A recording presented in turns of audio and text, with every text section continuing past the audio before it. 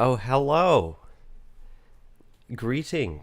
I wonder if we are visible. Oh Hello. wait, I have to full screen this in order to see. Cool. I want to read chat though. Can I pop that out into a separate window? I will be absolutely astonished if this stream goes from start to finish without technical difficulties because this is my first stream on this channel. Also, brief introductions for the like two or three people who haven't been keeping up with the breakdowns. This little guy next to me is Random Words. He is part of the reason this edit is even out in the first place. Random Words, the mic's on. Say something. Hello. I am random words, I guess. Hey, there we go. So yeah, it is a little trippy to be here right now because this is a project that's just kind of been sitting on the back burner for ages and ages. Like, a few years ago, we weren't sure it was ever going to get finished because, well, I mean, as I said in one of my breakdowns, like our quality standards were like rather a moving target, and they still are, because reading all the feedback with people, it's like, there are some things where we're like, oh yeah, we could like go back and we could do this and this and this, and we basically the challenge is to figure out where to draw the line between good enough and perfect so that it actually gets finished, because it was never going to be perfect because of like, you know, the source material and the fact that art being inherently subjective. No two people in our comments section like agreed on, well, I guess some, you know, a lot of people had similar opinions, but like not everyone agreed on what was best for the edit. So like you're not going to appease everyone. So the most important audience member for this edit is probably us ourselves, and whether or not we like what we did. All right, now I'm gonna quickly have a look at the chat here. Oh wow, there's more people in here than I expected there to be. Also, hello to the one or two people watching the VOD after the fact. Yes, we're in Australia. I'm sorry. we we have yet to conceive of the notion of a time zone. Time saying go brr. I feel like you and Random Words should be doing a Penn and Teller bit where he doesn't speak at all. Yeah, quick, Random Words, mute yourself. Hey, look at him go. Oh, that's cool. You get the little icon. And so, yeah, those... Your designated 2 minutes to speak have elapsed. I'm sorry. Oh. Oh no. No, but yeah, like... But yeah, in general, I just feel like... because of the subjectivity of this entire field, like... quantitative quality comparisons were never going to be particularly helpful with this series because of, like, you know, anything to do with that. And it is because of that we're doing a tier list, baby. Volume 5 Redux tier list. We're going to be taking all of our PNGs and putting them around on a board. Let's go, boys. No, but Let's go. Oh boy. Hold on. There's a bombshell of a question in the comment section. I'll get to that. And it's like, oop, we have problems with the stream. Do clarify, what are these problems? Because I will find them and I will hunt them down. Gotta wait like 30 seconds for them to actually respond to that, because if I they're love this Aussie net. Nice and fast. Aussie internet, yeah, it could be bitrate. Like, Oh. Who knows? yeah. Let me just quickly go to output. Oh, cool. You can't change bitrate while you're in stream. So I don't know. Yeah. If enough people are loud about it, then we can fix it. But otherwise, I think it's probably okay. Yeah. So JB, bro, I'm not ignoring your question. We're gonna get back to it after we've done this pointless activity. So,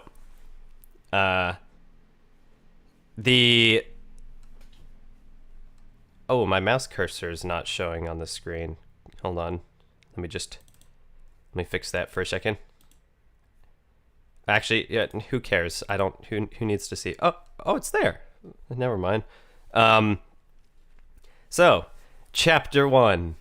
Honestly, like, like, Yeah. I mean, it's perfectly functional. It's just that this was a bit of an interesting experience because when we released chapter 1, it was. I guess we shouldn't be surprised that we were going to receive feedback on a project founded on a basis of critique. C tier. Yeah, I mean, I was gonna yes. that is absolutely like it.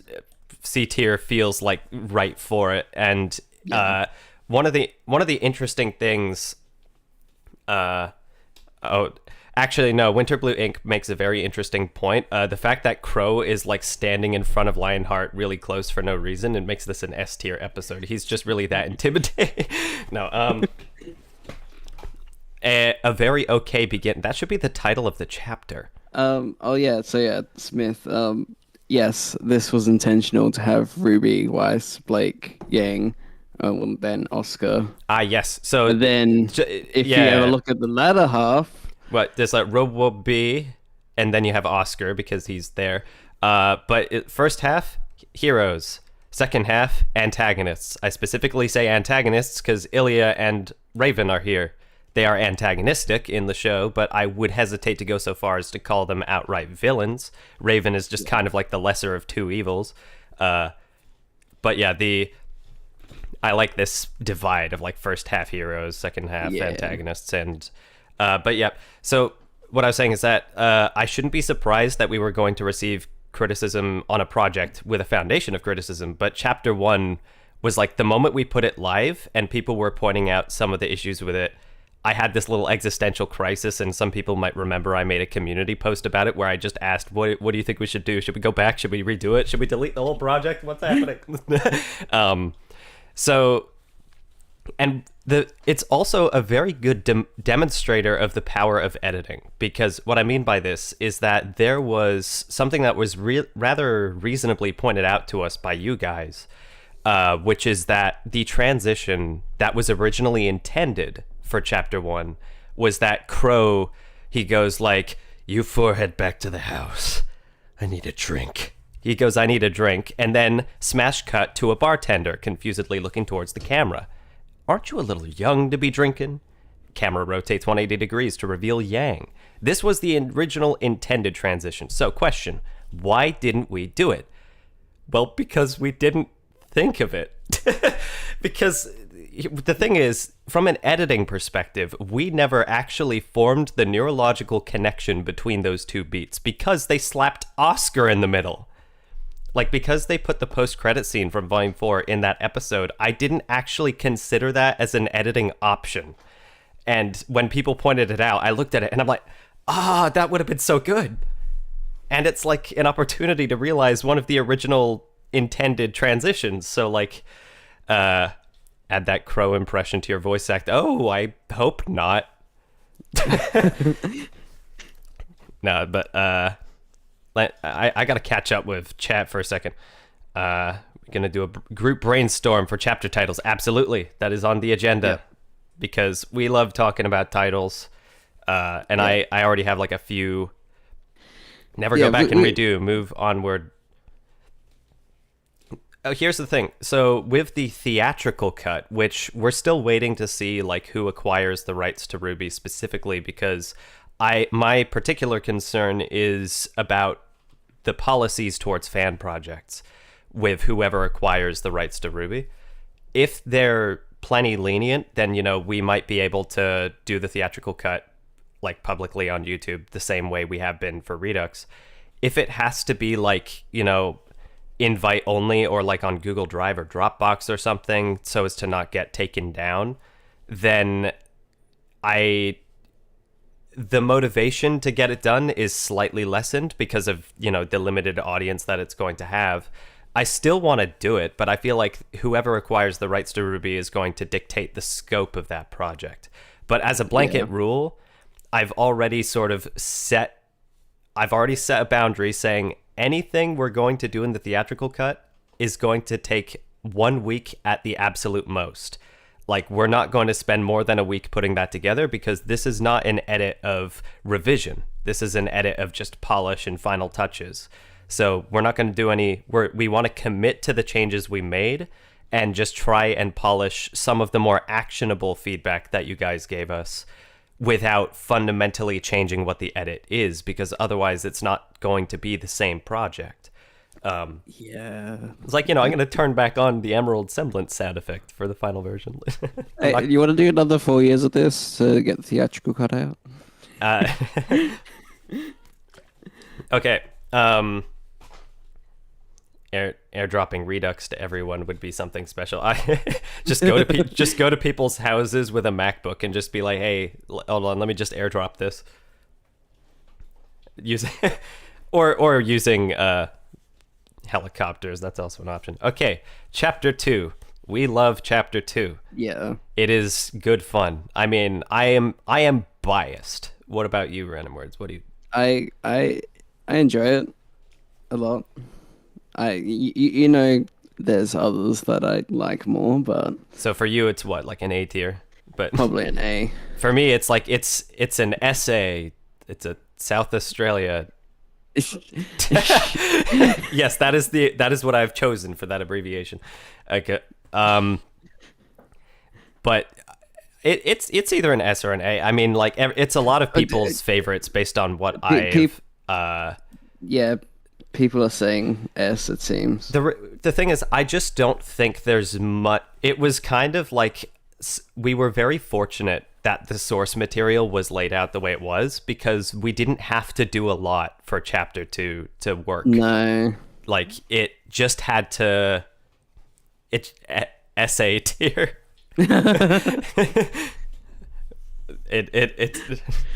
It's the essay tier, guys. Well, like, essay is in like the sort of things you do for high school. But yeah, the source material was really solid, and we just had to put these things closer together, and it was just a matter of proximity of scenes to like make it work. Chapter 3 kind of sucks. I to clarify, chapter 3 I feel like might be our worst effort, but that's not one of the reasons why is because it's one of the chapters we changed the least from our rough cut when we first started the project. Yeah. One of the biggest problems, and like we rewatched it again recently, because did anyone else spot the Lancer summon in the background? No, they found it. They saw it in chapter 10. We thought no one was going to notice. I was thinking, it's like, hey, should we mask that out in the background? And it's like, oh, well, I mean, technically it's continuity, but like it spoils the reveal of the Queen Lancer if anyone's paying attention. Okay, we'll paint it out in the theatrical cut. You've twisted our arm.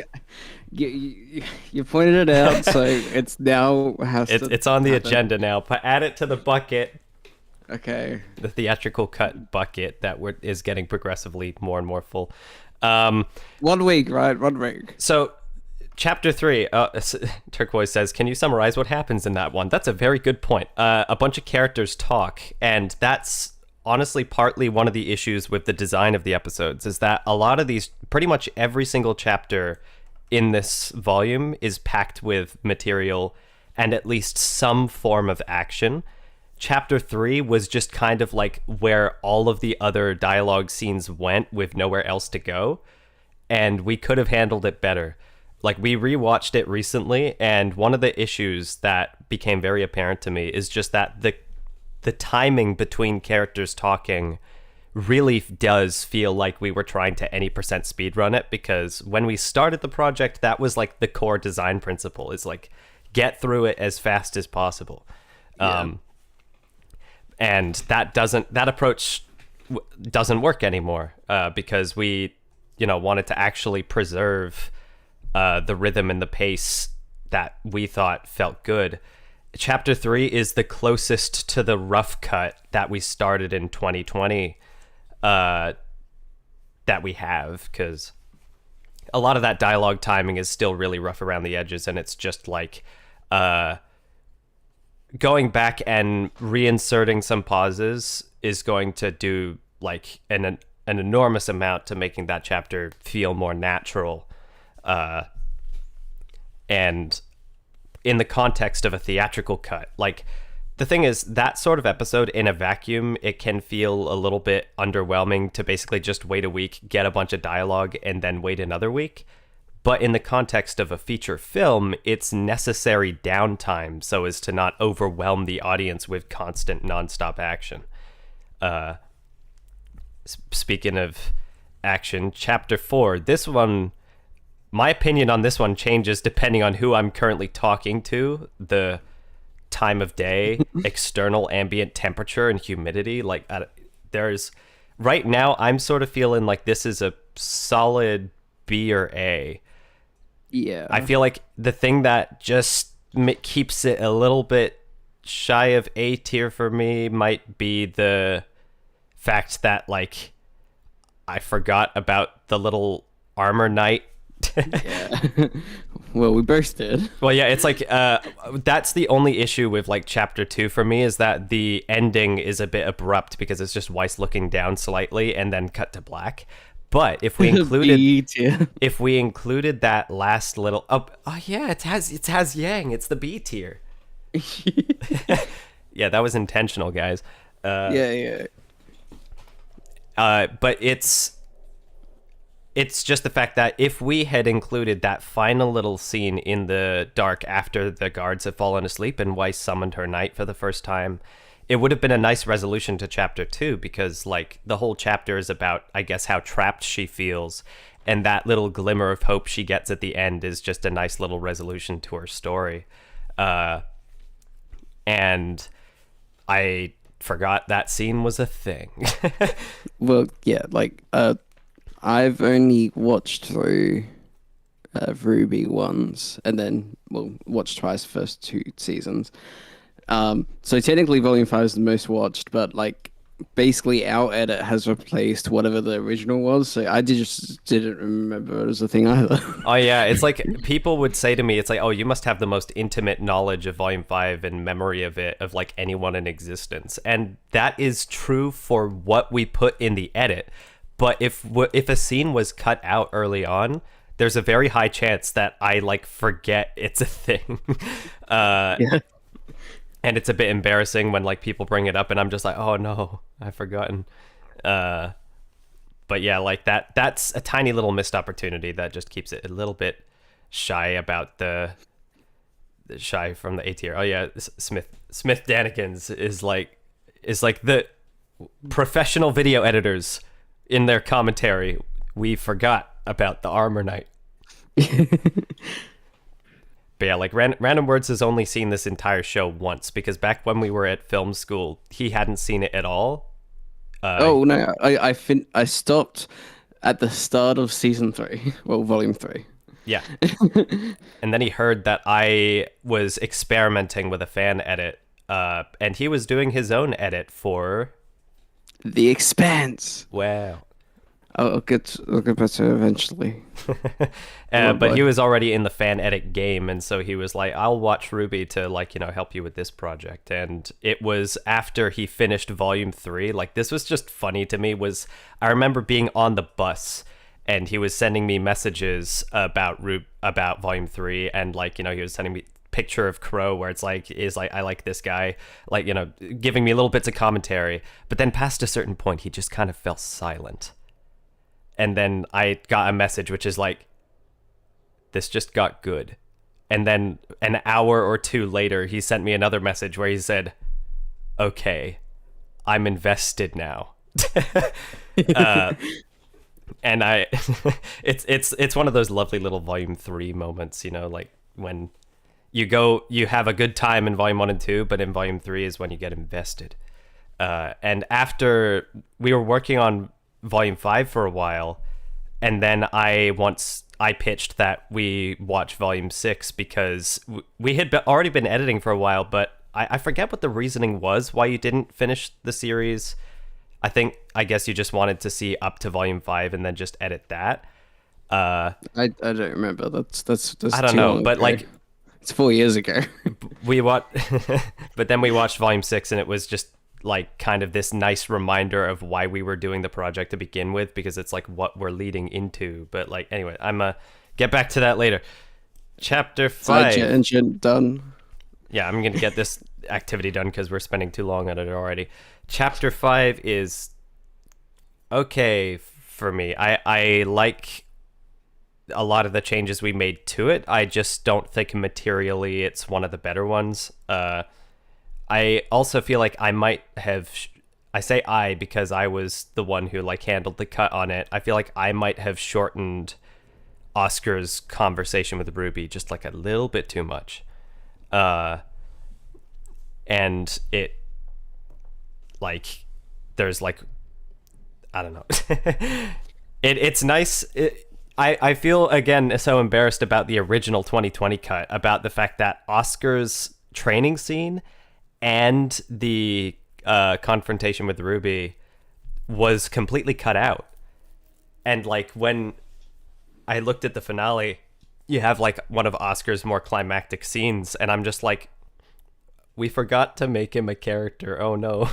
So we had to go back and like add in the scenes. And now it's like, you know, some people were complaining in the comments like it's like, oh, you cut out Nora's semblance explanation, and I'm like, bro, be thankful that any of the scene is here, because we almost cut it all. Well, yeah, I think in the original paper edit we had the night scene at the start of chapter 9, and it wasn't working, so we just cut it.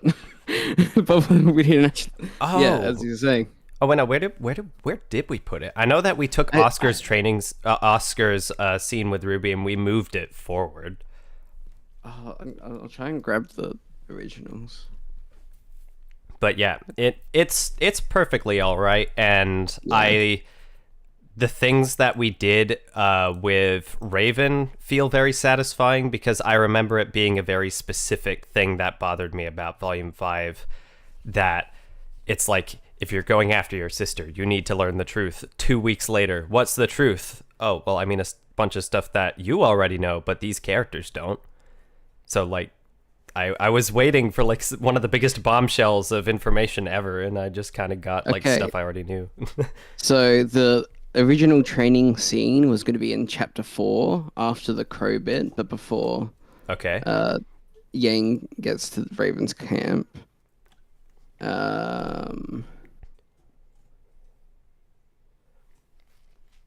And the Oscar RWBY scene? Oscar RWBY would have, so it's the start of, it was going to be the start of chapter 9 before we went to things aren't looking good, ours, or whatever it is. Interesting. And somehow Bossologist. Did you watch Volume 5 week by week? Yes, I did. And that's an interesting thing, because I have learned over the years that when you watch, if you were around when Volume 5 was airing week by week, it's kind of similar to the Jonadis arc in Volume 1, then you are probably more likely to dislike the volume than other people.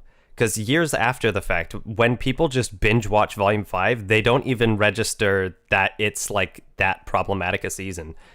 And it was trippy to me, because there was a point where I was wondering, is this edit even worth doing? Because it's like most people seem to just kind of like casually watch Volume 5 and then move on with their day. But yeah, it was a unique experience watching Volume 5 week by week, because it was all those things which in the context of a binge watch is just a little bit of downtime, was like our life for a couple months. And those who watch the Jonadis arc week by week, like when I first got into the show, I forgot that was even significant. Like I just watched it. It was over in like 15 minutes and then I moved on. But imagine watching the Jonadis arc for a month. You wait a week. You get 4 or 5 minutes of progression on that storyline. And then you have to wait another week to get a few more minutes of progression on that storyline. But yeah, that was a... Binge watching, I've always made the argument that RWBY volumes function better as feature films than as serial shows, because the episodes are just so short. I always wished that RWBY would have fewer episodes that were longer rather than more episodes and have it be shorter, so that it could feel a bit more substantial from week to week. We ate good when The Lost Fable came out. Like, that was trippy. Anyway, moving on. Chapter S tier. Hang on. Oh, I'm going to go back to chapter 3. The Soul Bonder said, something I found funny was that the menagerie always looked like it was a sunset due to the color grading. And that was intentional because I wanted to How else are we supposed to know that we're in Mexico? Yeah.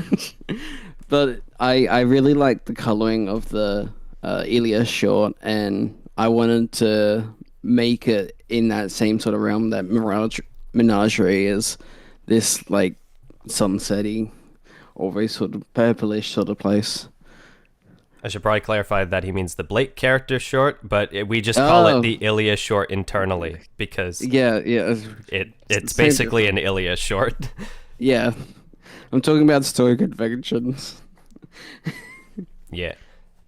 But yeah, that trying to visually distinguish these locations a little bit was something that came pretty late in the process. But I like what Random Words did with Menagerie, kind of giving it like a tiny bit of a magenta purple cast, but it's not overbearing. It's a bit weird in a side-by-side comparison, which is probably why a couple people might have not liked it so much. And that's fine. Like, I know that some people also find some of the color choices we do like to be a bit too dark, and that's also fine. But personally, my immediate impulse is if it were up to me, I wouldn't always do a side-by-side comparison when it comes to color grades, because then you get what I like to call Walmart TV section syndrome.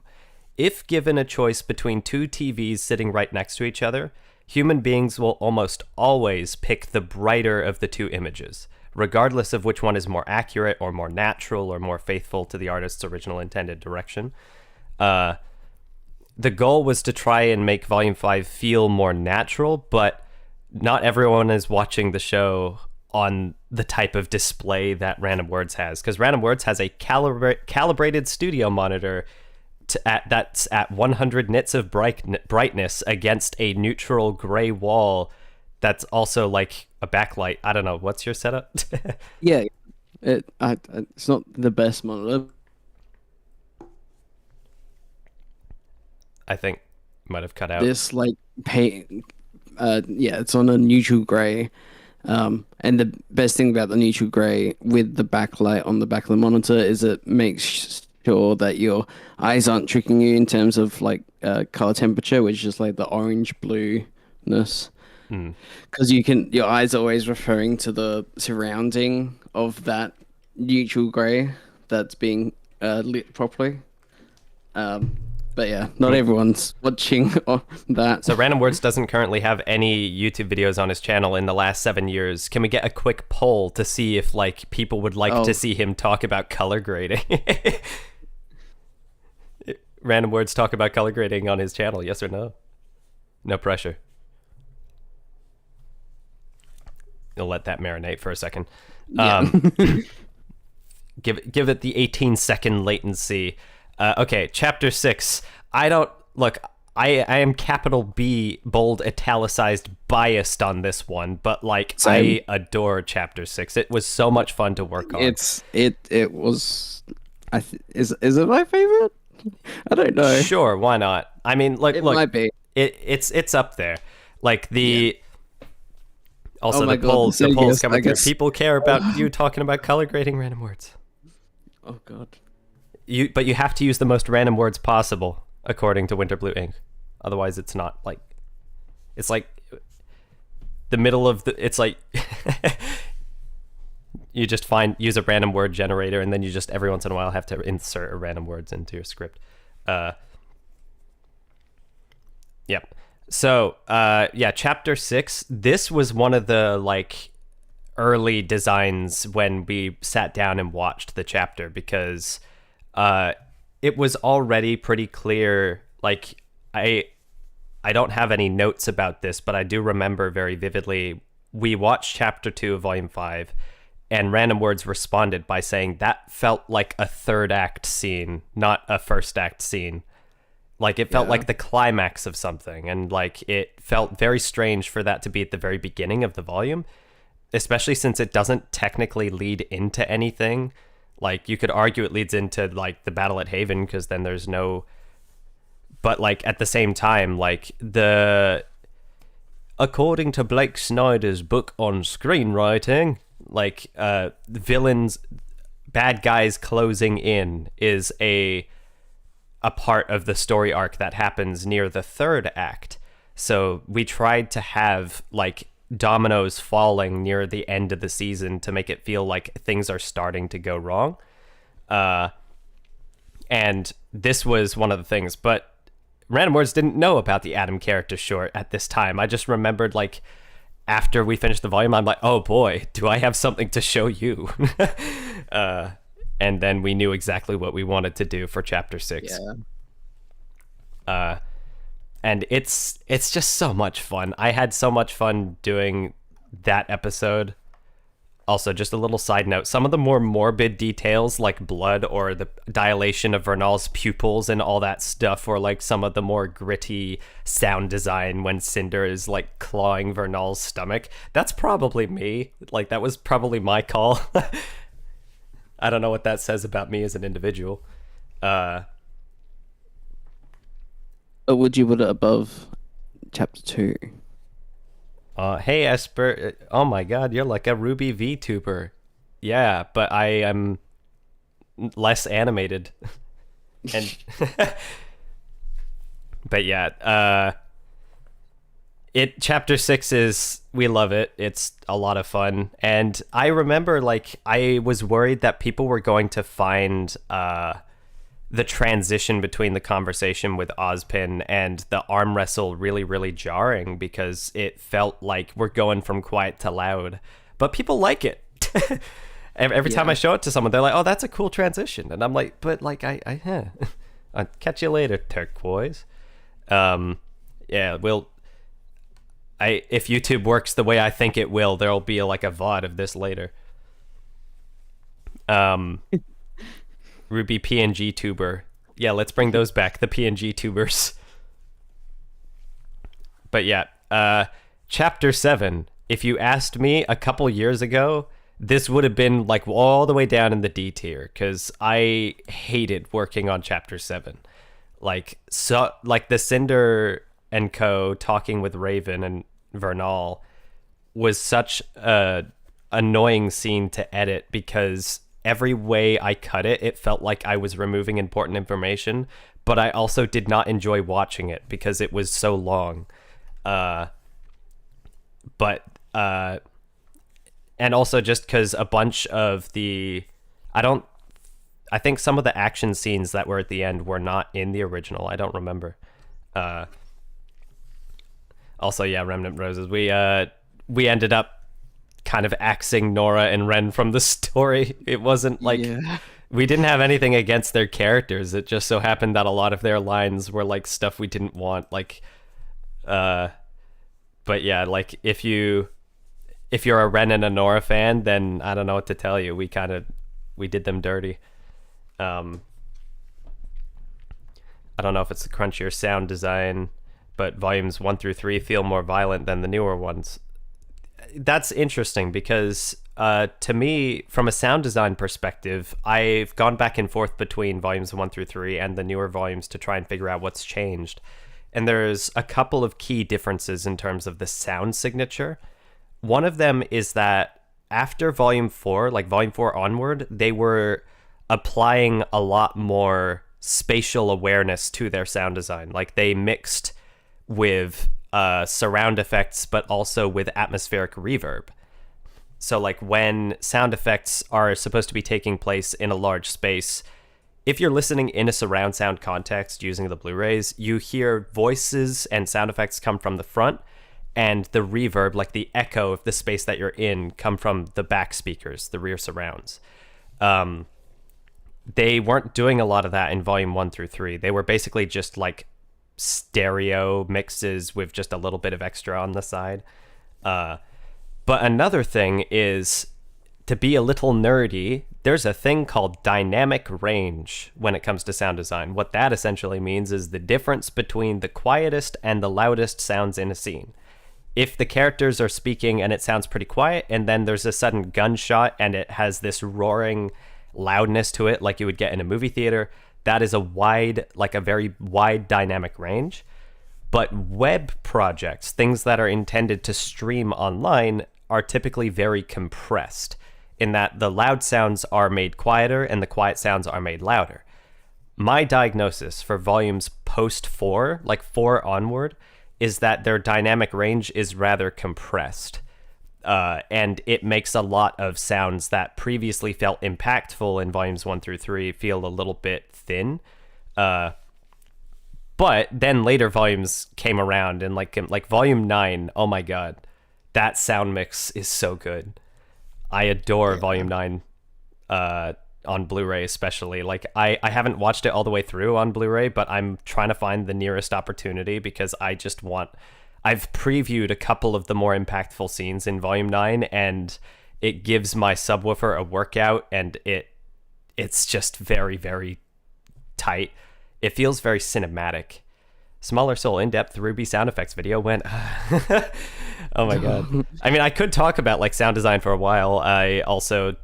That's also part of the problem, is I could talk about it for a while, in that if I want to actually get a video finished, I might need to distill it down into the basics.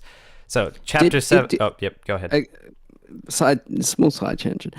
Did we actually tell anyone that we uploaded all the episodes in 5.1 so you can play it through specific YouTube versions?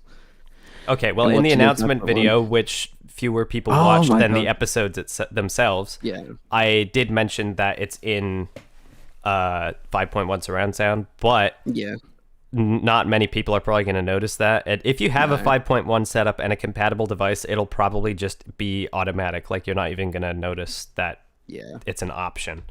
Sound effects are one of the most underrated aspects of visual storytelling. Yay, I agree. Sound design is one of my biggest passions, and I hope that I might be able to do more sound work in the future on other projects, one of which I might get to later. But chapter 7, honestly, like, this one kind of graduated from like bottom of the barrel D tier maybe all the way to like an A.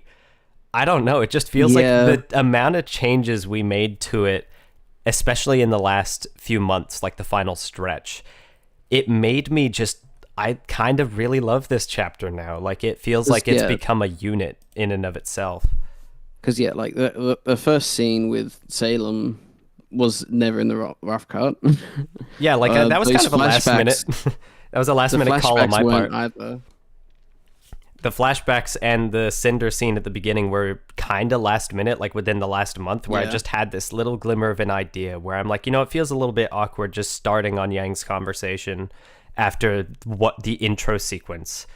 But it's like the villain, like the antagonist's half of the story. So I felt like this episode is kind of Cinder centric, so maybe we should open with Cinder. So I came up with that idea. That scene between like Cinder and Salem, with Salem staying silent, that was originally going to be in chapter 2, back when that was still going to cut back and forth between villains and the heroes and whatnot. But I think keeping chapter 2 a Weiss episode was exclusively to its benefit, and it meant that we could move that scene to chapter 7, and that's, in my opinion, a much more compelling opening than that dolly in on the window with Yang. But the change to Cinder's motives was also a late stage thing. I think we like initially just ignored it entirely. Yeah, like I said, we initially just cut out like Watts interrupting it and just hoped that enough people wouldn't complain about volume 8. But then it's my attitude towards editing has transformed so much over the course of this project, because back in the early stages of the project it was a very technical process. It was like you stitch the scenes together, you shorten them, you rearrange them and whatnot. But the basic idea that a simple cutaway could completely change the context of a sequence, I love that. Like, and it's no accident that like chapter 6 and 7 have them back to back, because I was kind of mastering those episodes together, and I had that brainwave at the same time where I'm just like, oh, we can like add a little cutaway just to make these change the motives of these characters, or like do all that sort of thing. There is a minor problem with what we do with chapter 7, which is that in volume 8, the specific context for what Watts says is you had all your enemies in one place so you could have a shot at revenge. If only someone could have warned you against such a miserable idea. The context we provide is that he's warning her against getting the maiden powers, but like one of the things I thought about is that maybe in the theatrical cut we could restore a little bit of Watts's warning about how, like, you know, they're not going to fight quietly, just to make it have our cake and eat it too, so to speak, where it's like he gives a little warning of like, this is not going to go well if we do this, and then when Cinder goes to shake Raven's hand, have him be, wait, hold on, I know what you are. That sort of thing. Yeah. I'm going to be right back, and but Random Words, you can entertain the audience for 2 minutes. You're up. Q&A about color grading, I guess. Might have to wait like 10 seconds.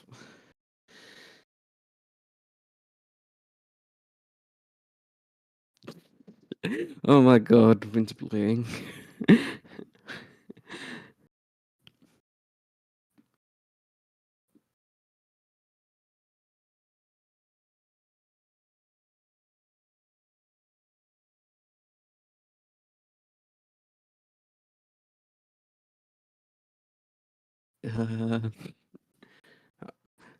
Waiting for the delay. I guess it is my turn. How did you feel when you finished the Haven windows? Oh my god, that was a relief. But then I kept on realizing when I was watching it through over and over again, that I missed some shots in the later sequences, so I had to keep on doing it. So it's like that main chunk of the scene, I was like, oh yes, okay, I finished that. But then I'm like, oh, especially at the end, and when, well, yeah, basically any shot where you see the outside, there's most likely going to be more windows, and they're not the right color, or they're not lit, or something like that, and it's like, oh my god. Oh, thank you, Winterblue. What's the process like? So,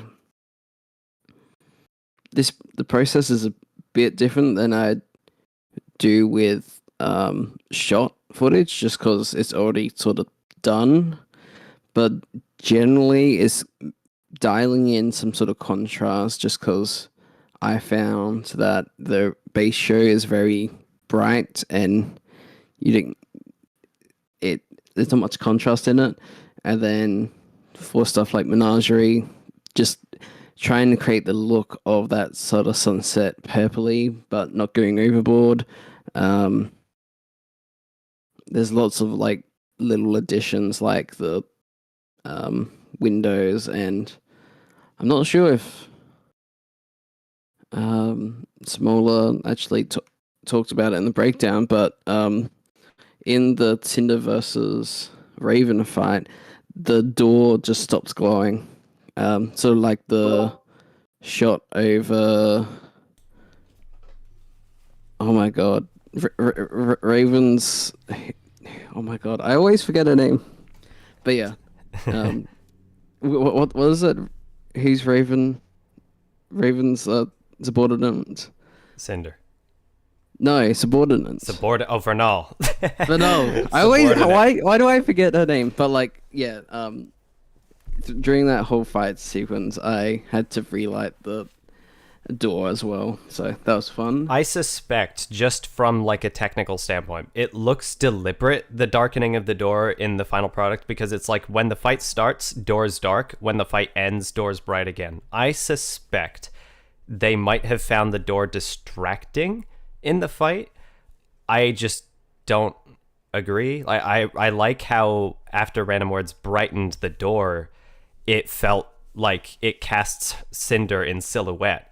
And like some of her poses are more readable in front of a brighter object like that. But also just there's a power to the door now. That's just really cool.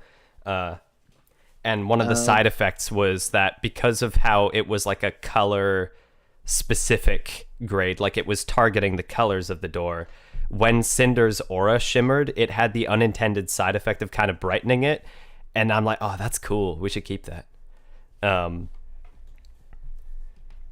But yeah, like, well, yeah. So, it took a while to figure out how you wanted to do it. That is just like every scene.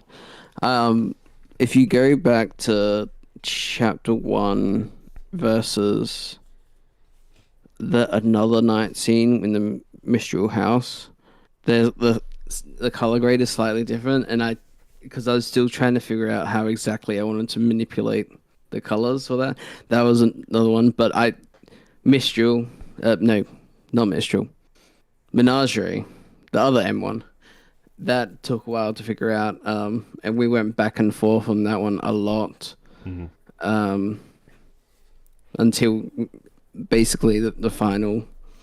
And there are a lot of situations where the color grading in the show itself does vary from scene to scene, and sometimes shot to shot.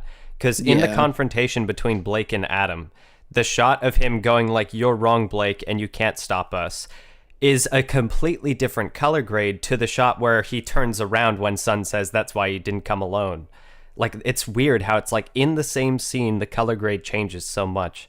And so trying to rein that in and like bring it closer together is like difficult. Yeah, it's a whole thing. Also, real quick, addressing Bossologist, did y'all find a lot of mistakes in the original volume while making Redux? Absolutely. Yes.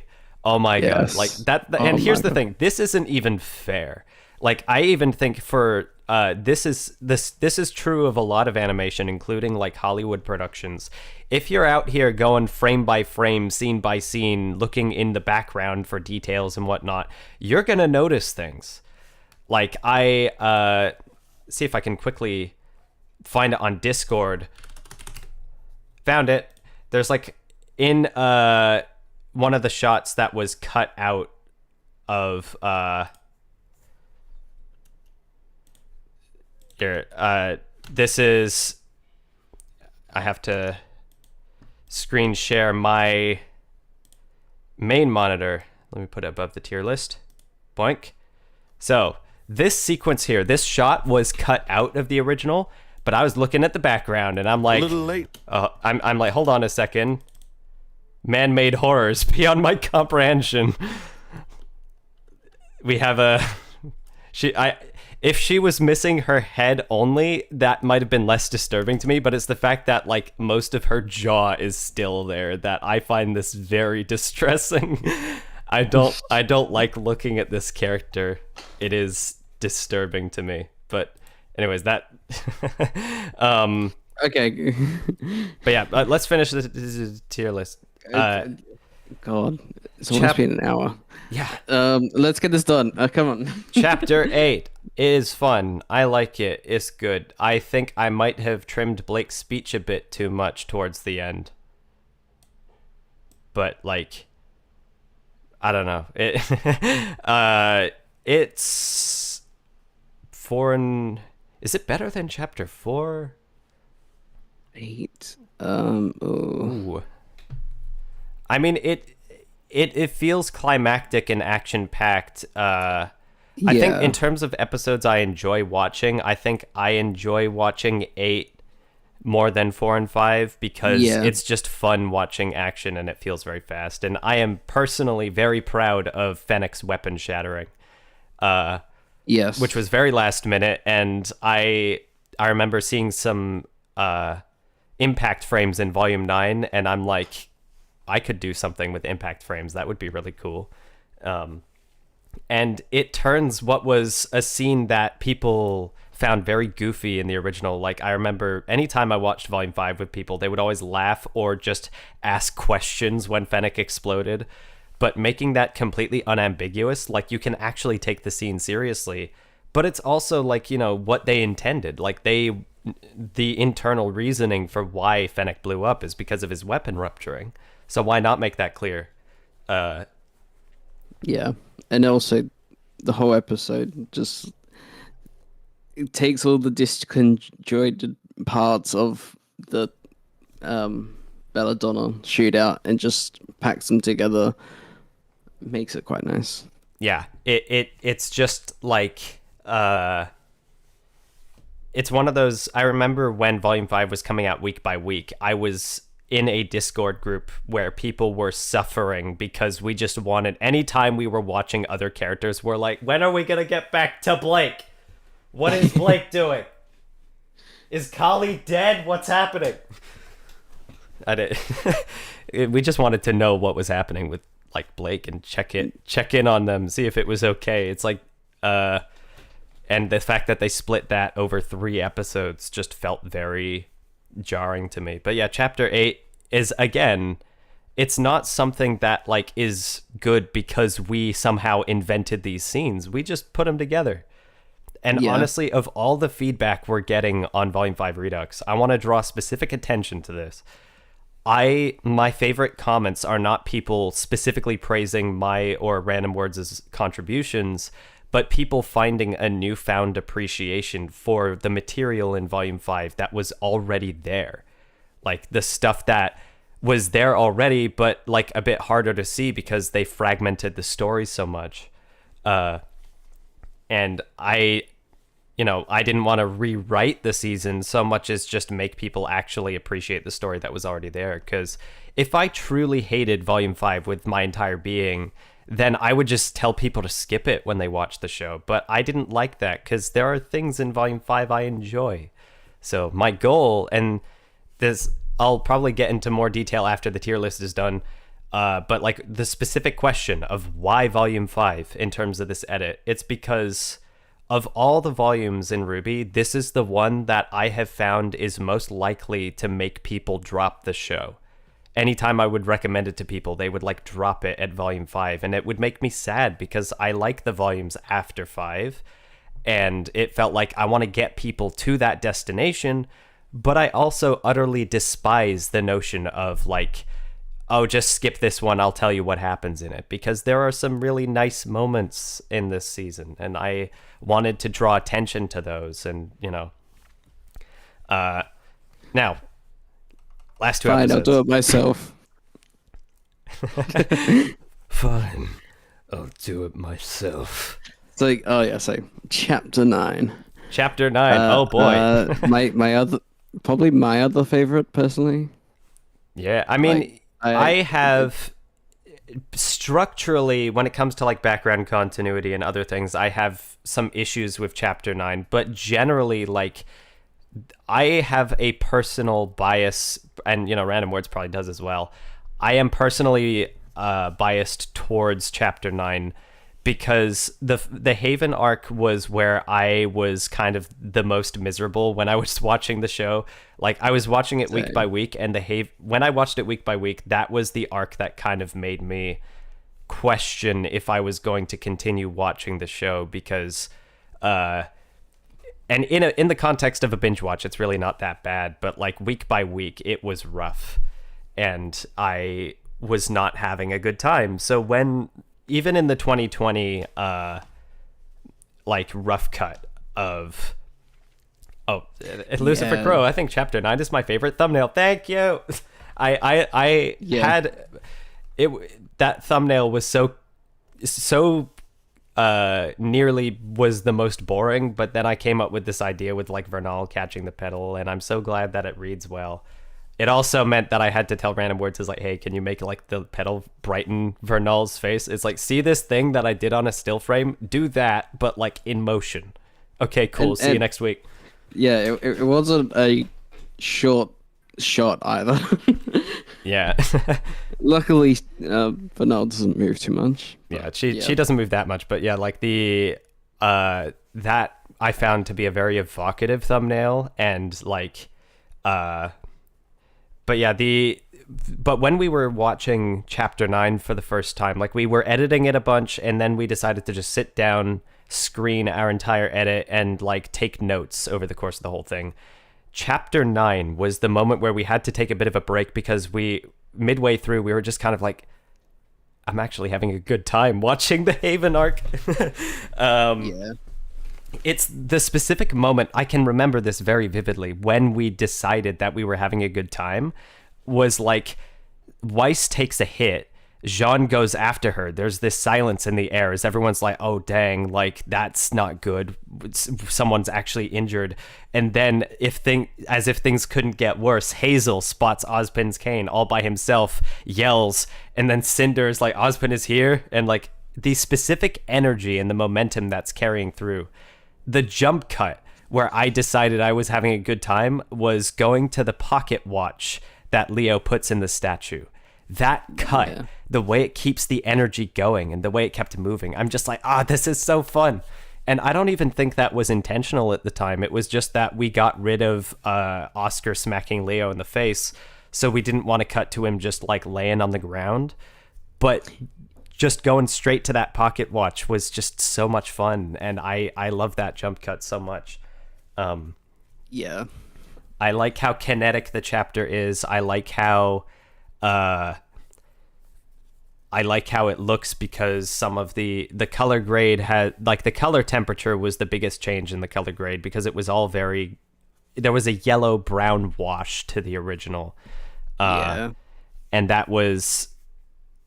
it's perfectly fine, but like, of all the characters, Weiss was the one that looked the least pleasant in that color grade. She had this sort of like brownish tint to her dress, and I believe, if I'm not mistaken, Random Words had to isolate Weiss in every single shot in the finale to make her more blue. Yeah, both chapter 9 and 10. Oh yeah, I forgot 10 was a thing. Yeah. Random Words is okay. He's fine, don't ask. Chekhov's watch, but it's not Chekhov's watch in our edit anymore, because we cut out him like checking the time in chapter 1, so like it can't be Chekhov's watch. That's so sad. Yeah, capturing the chaos. Hey Leo, play that one about falling down the stairs. Sure thing, Oscar. But yeah, chapter 9, like, I think there are some jump cuts that are a bit jarring, and generally like it might be a bit too fast, but I still love it, because it feels like, even if it's like rough around the edges, it feels like we were able to accomplish something really cool with chapter 9. And like looking at editing, well, I mean, I've talked with a few other people who had tried to edit the Haven arc before, and one of the things I noticed that's very common is that the others were restricting themselves to only editing the footage within the chapter that it's in. And I just felt like that's a bit restrictive. Like, why not just grab footage from later scenes? Because the chronology isn't going to be messed up too much, because like, the only thing that's really happening here is these characters are fighting. So if you swap some scenes around and change the chronology, then like, it's not going to ruin the flow of everything. And rather than having it be cutting away from action right before it can start, I wanted it to feel like fight scenes were kind of reaching a bit of a resolution, or like one character gets the upper hand before we cut away. Yeah. And Hazel versus Oscar not taking place over the course of 3 episodes anymore, or 2 probably, but like having it all clumped together in one scene makes it feel like a big climactic showdown, and that like Hazel is like he is a problem and he's wreaking havoc everywhere and we need to deal with him, and it makes that Nora hammer swing very satisfying. Which brings us to chapter 10. Yeah. Ooh, Adam is in this episode, therefore it's D tier. No, but but yeah, that Adam scene, we were. When I talked about how hard that episode was to make, it's mostly because of Adam. Oh, hold on. Can I put this back here? No, I can't. I'm just going to hover over until we decide where it is. To me, maybe it's a step down from chapter 9 because ultimately, like, there's a couple of transitions that I think were not amazing. But also what we did as a whole with, like, I remember talking with Smola about the chapter 10 breakdown and trying to help him figure out how that to actually structure it. And when we went through and like color by scene what we've changed, and it was so much that it just would have taken too long. And it's like the same with chapter 9 as well. Like we've completely rearranged this whole thing. So in that sense, I'm like, I think in terms of making the finale like a fun watch, like a common complaint people had of the Haven arc when it was coming out week by week is that for something that was supposed to be so action packed, each individual chapter felt like a bit slow, except for maybe like Raven versus Cinder. Like that was like the moment where people like sat up in their seats and were like, oh, this is cool. But like bringing all these things closer together and having it all take place in one episode, like this feels big. Like it's a very dense, very climactic episode, and seeing people's response to it, because it was one of our least favorite in the rough cut. Should I show people the should I show people what we had in the rough cut for the chapter 10? Should I? I think I should. It's mostly like there's a couple of things. Like the moment I realized like there is an expression called failing to see the forest for the trees. We were so caught up with the little details that we forgot the bigger picture. In that, to contextualize something, one of the things we cut out because we found it a little bit awkward was the sort of like characters nodding to each other when they saw Blake again for the first time. But like we also cut out them spotting Blake for the first time. Although the reason why we did that was because we originally rearranged the order of Hazel's scenes, which made the Adam sequence had only one place it could be chronologically. Now let me go back to main monitor. Oh yeah, because didn't we have like Hazel immediately get stabbed as soon as you went outside, basically? Yeah. Oh my god. So the order of rough cut scenes is we had Yang go downstairs. Oh yeah, it's like at this point. So this change was the most problematic, is that Hazel gets blasted outside of the building, and then when he stands up immediately, tries to charge himself up, and then gets dragged back into the building. We wanted that to be instantaneous, to feel like one cohesive unit. The only problem is that this Queen Lancer scene is supposed to have Blake in it, but she hasn't appeared yet because the Adam scene hasn't happened yet. Yeah. In the original, then we had this idea of like, oh, well, we could just have the Adam scene before, but now there's a hole in the wall at Haven that's not supposed to be there yet. We have to fix the hole in the wall. So a couple problems here. One of them is, I'll get back to Adam in a second, but like when we cut up back to the upstairs, hold on, where is it at? Oscar shenanigans, Cinder, Raven shenanigans. Okay. I want you to imagine something. your classmate, your friend, your teammate has been missing for, I don't know, like 6 months or something. She ran away. I should probably mention that because of how VLC Media Player handles surround sound content in WAV format, dialogue is going to come through the left ear, and I'm sorry. We'll get through this together. Or I could temporarily downmix it to mono or something. That could also work. Properties, downmix to mono. There we go. That's better.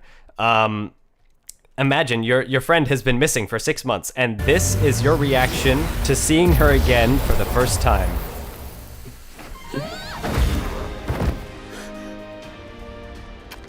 All right.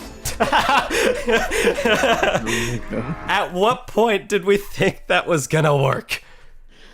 It's so bad. When we gave up. It's so bad. It's like, this was when I realized, okay, we're gonna have to reevaluate because we have cut out the character's reaction to Blake coming back. This is not good, guys. And the Adams scene was also like incredibly jank, and it was one of the biggest reasons why we wanted to reevaluate the entire edit. So like, you know, after this. Oh yeah, it's like RWBY has this glance in that shot of like, wait, who the hell? Oh, it's you. It's like they don't care in the slightest. It's really janky. So show the RWBY expression comp. No, I don't want to show it. Oh God. Yeah, I'll get to that in a second. But this is Adam confrontation in the rough 2020 cut. Get ready for jank. It is the It's jankiest perfect. thing to ever exist. It's perfect. What are you talking about? Do you mean that it needs percent speed? All the dialogue is gone. Audio transitions are all over the place. Getting away. We can take him. No. No. We need to protect the school and the people here. All the dialogue removed. Be careful. No context for what they're doing. I hate this so much. Get it off my screen right now. Turn it off. Look at literally anything else. Oh, man. But yeah, that was just someone who's in the chat has like seen this particular shot that was being alluded to. I had this idea at one point because I sooner came up with the idea of compositing RWBY in with a different facial expression to react to Blake. I sooner came up with that idea than the idea of just restoring their reaction to Blake, which is why I find it so funny that like that was the plan. But I made visual effects previs where it's like, hey, could this work? Let me put it on loop. Oh, can I put it on loop? I don't know, but no is the answer. It really can't work. It's like, this is the face of fear, but also it's just like PNG RWBY on top of like everything else was like, Yeah. I'm so embarrassed. But that's what most of the previews looked like, to be honest. Yeah, a lot of our previews were like really bad until they looked okay. But yeah, get it out of here. None of that. Like, I don't want it on my screen anymore. Winter Blue Ink, because of the delay, do you want to specify which window you're talking about? Where would you put this window on the tier list? Window.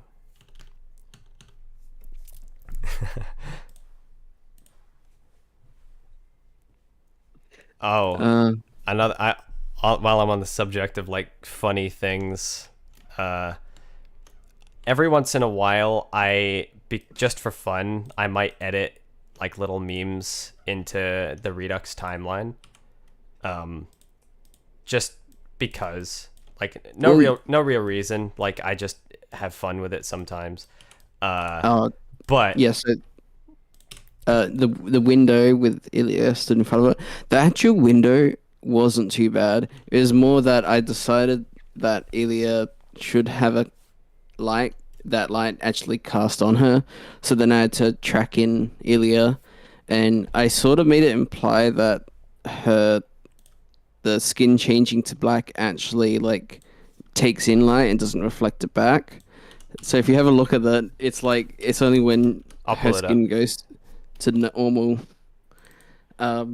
So the actual window wasn't that bad because there was like no movement really. Yeah, the window but it itself was just like a solid color. The difficulty was Ilya. yeah, basically. Like- Adding that glow onto her, so it actually looks like she was in the scene. So for context, we're specifically talking about after the bombs are revealed to be defused. Yes. There's this shot of Ilya walking. In the original grade, this is what she looked like. But when Random Words brightened... Oh, I forgot to turn the nodes back on. Haha. Here, hold on. 1 second. Beep, beep, beep, beep. Which one of these nodes am I not supposed to have turned on? Help. I need to wait until the stream catches up. Or maybe it's... Oh, the magic mask broke. That's what's up. Yes. Let me just track it. Da-da-da-da-da. Although, I don't know if this is worth all this effort. My GPU's dying.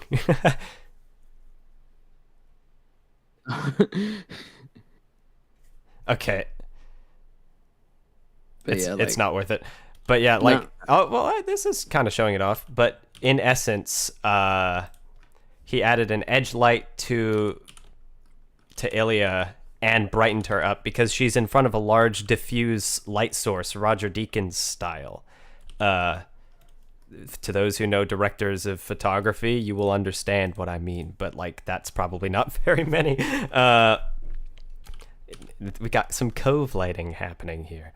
But yeah, that was the main challenge, was motion tracking Ilya so that she actually had a light source on her. yeah.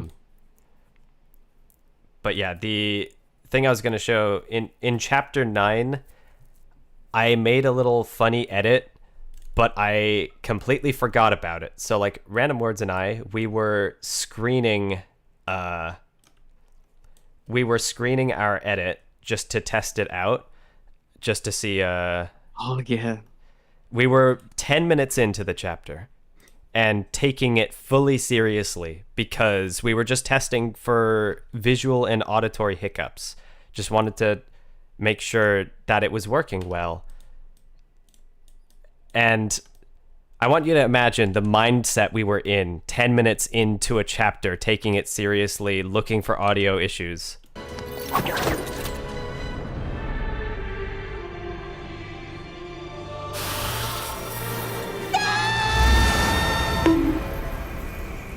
It's boy, is it something. We had to take a break because it's like, oh no, I forgot. Imagine if that made it to final export. It's like I published this to the channel and it's like, I forgot to remove the bug. That could have been bad. I don't think it would have Well, happened. you never know. It could have happened like Vanill's semblance. Or like Emerald. Emerald's. Oh Emerald my semblance. god, there's too many characters. Emerald semblance. But yeah, it's this is so sad. F in the chat for Ruby's cranium. But yeah. So, I guess I want to circle back now that we're done with like tier list stuff. I want to quickly circle back to that question of why Volume 5 specifically. Because in my experience as a RWBY fan, it is the only volume that people have really struggled to get past. Because, like, when I try to recommend it to people, it's like it's kind of a personal story because in high school, I sort of made connections with people based on the show. Like, I got into the show as an attempt to, like, you know, have something to talk about with some people that were getting into it at the time. And I got into the show around about the time Volume 4 finished, and I enjoyed the show a lot. Like, I went from getting annoyed at people constantly recommending it to me, it's like, I'll get to it eventually, I guess, to being in absolute adoration and just enjoying the show a lot, wanting to talk about it with people. But when Volume 5 was airing, I stuck with it, and all my friends started dropping out. And I also, at the time, was watching it with my mom, and she dropped out. With my brother, he dropped out. Like, it was just like everyone was like dropping like flies when Volume 5 was coming out. And when Volume 6 came out, I remember seeing Argus Limited. And that chapter absolutely floored me. I adore Argus Limited with my entire being. But my attempts to get people back into the show to watch it were like kind of fruitless, because when people have been burned by a series, it's very challenging to get them back into it and say with the prospect of, oh, it'll get better, I promise. Like, that doesn't work for everybody. Because, you know, it's their time, and they are not going to always want to spend it watching a show that you can't promise they're going to enjoy.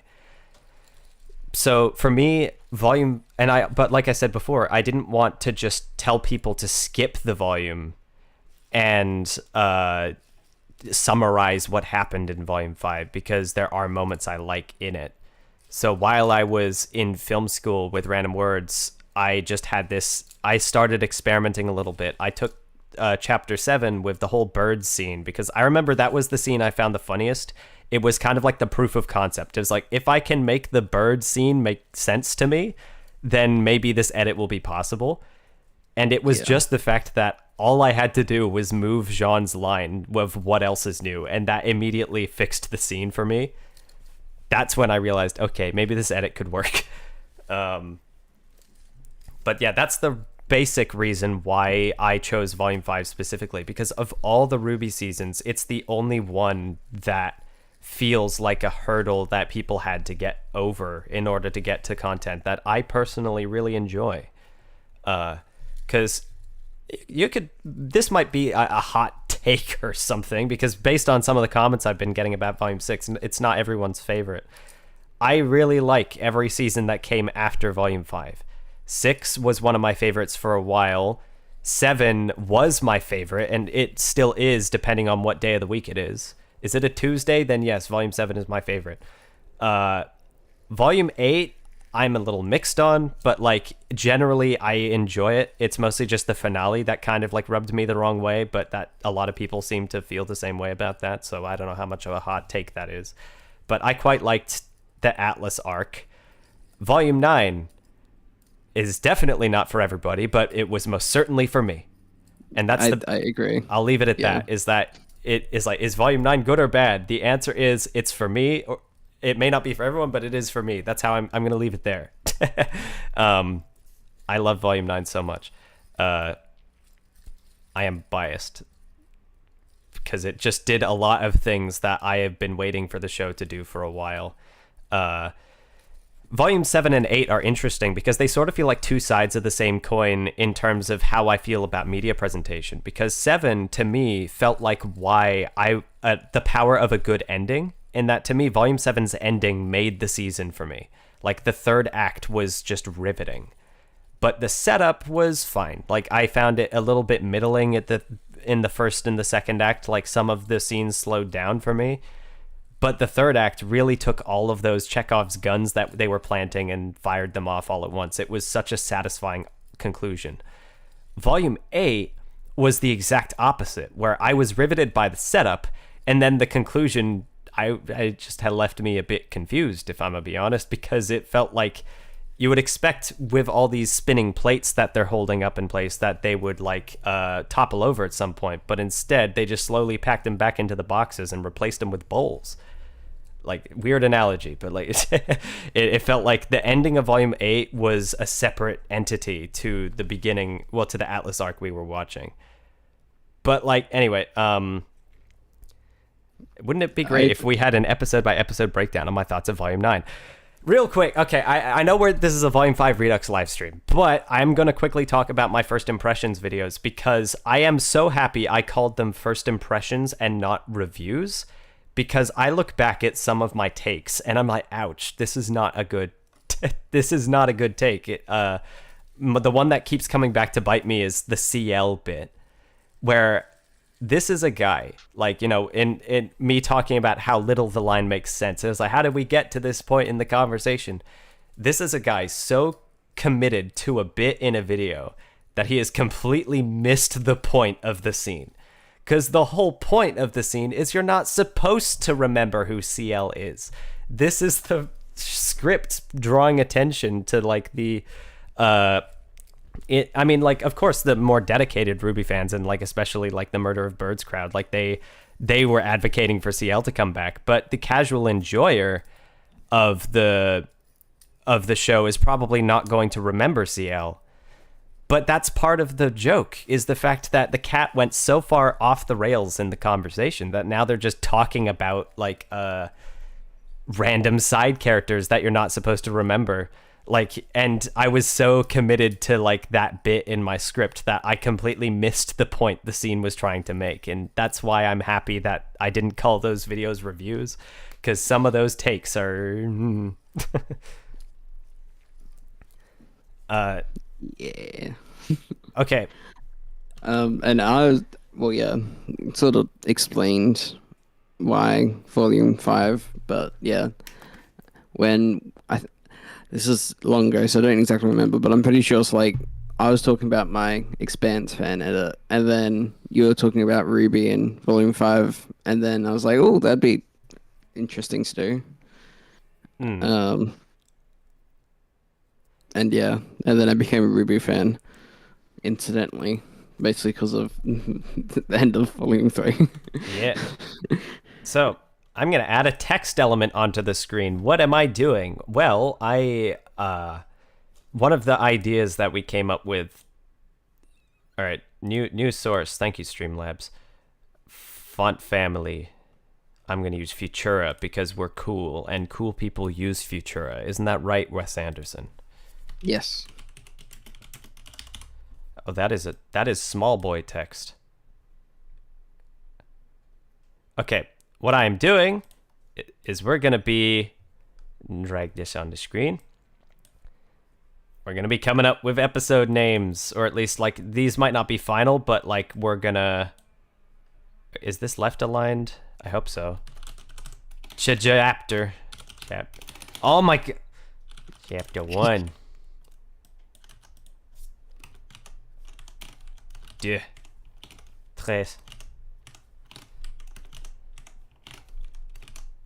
6, 7, 8, 9, 19. Oh my god, this suddenly inflated in scope, and because I don't like it being on, I'm gonna split it into. Oh my god, Streamlabs, why must this text box have such a... Oh, I can speedrun this. Boink, boink, boink. There we go.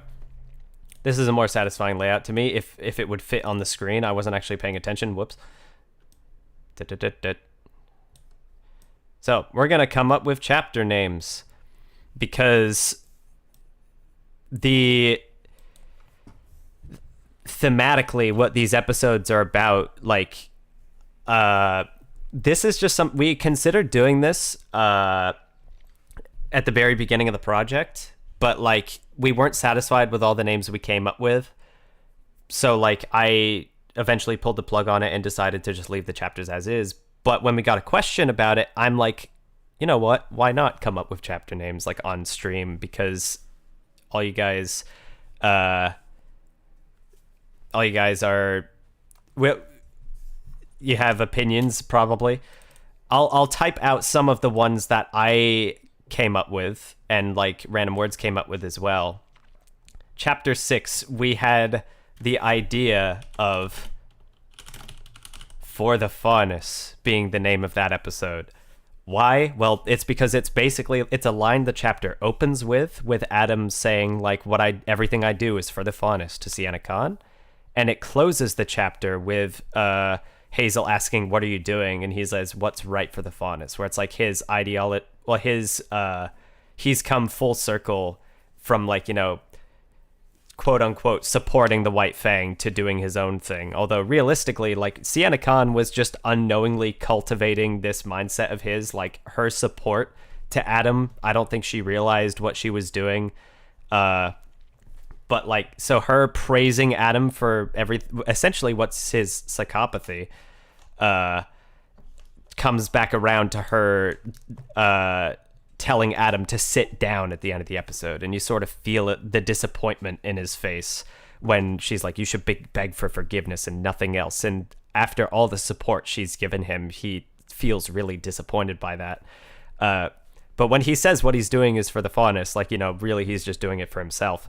But yeah, I thought that would be a cool chapter name.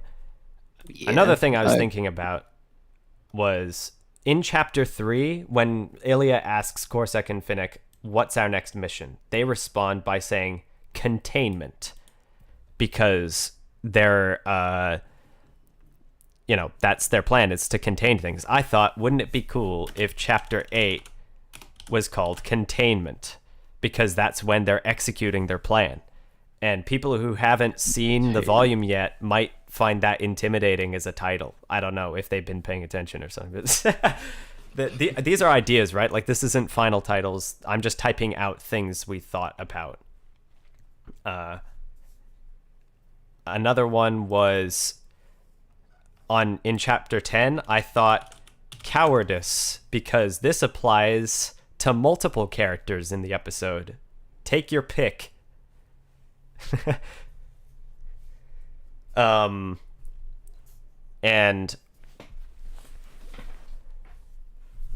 gonna throw down my ideas. Hey, Lucifer Crow, I gave you some of those ideas. Shush. Yeah. Yeah.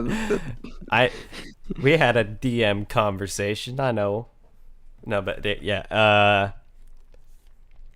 So I'm in a bit. I'm gonna go through these one at a time, but I'm gonna write down some of the chapter 4. Lost and Found was an idea I came up with because, it's characters searching for something. Crow is lost, but Yang found her mom, but also finding Weiss. Weiss was lost and then she was found. Chapter 1, this one was kind of a joke. I don't think I came up with this idea. I know it was someone on Discord. It might have been Lucy. I don't know, but like spring break. Because school's out, but also like spring. Hold on. Spring break. Let me fix that. Spring break. It's a funny title. I don't know if that's final. I just think it's funny. All that matters. Okay. Chapter 2. I thought of the title Family Ties, because Weiss is literally and figuratively bound by her family. Like, because her ties to her family is what's put her in binds and also like in a cage, but her connection to Winter as well, and her wanting to be saved by her. I thought that would be cool. But like it's a fun title for a chapter. Ice Queens.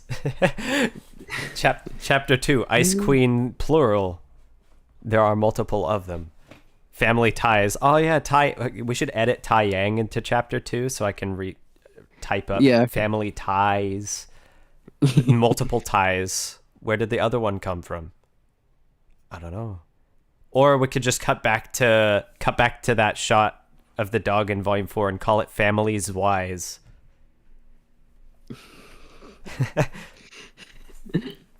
But let's go through these one at a time. Chapter 1. Like, I thought of a couple.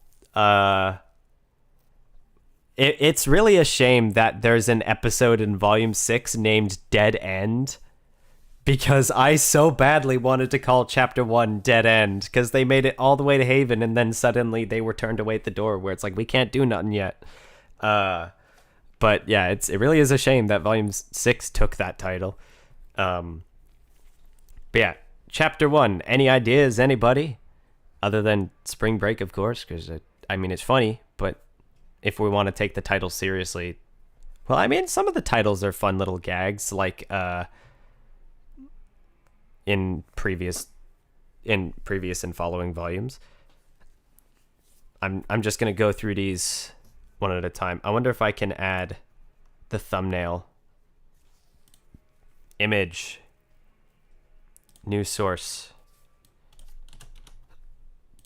add source, browse, chapter 1. Because yeah, like with Dead End, we did think of like, you know, crossroads, end of the road, scattered, just try and keep it in thing, but none of them ever really stuck. So unless you got Courage. Oh yeah, that was another idea I came up with. Was Courage Blake? and cowardice. Blake, that's where cowardice actually came from. One of my thought processes is in chapter 3, Blake comes up with single word descriptors for, well, personality traits for teammates and for Adam. So I thought, what if each chapter represented a personality trait? And I started laying them out, and it started just sounding like Undertale. It's like bravery, integrity, strength, like all that stuff. Determination. But that's where cowardice came from. Chapter 6 was going to be called Spite because it's an Adam episode, but I think For the Faunus has a nice ring to it.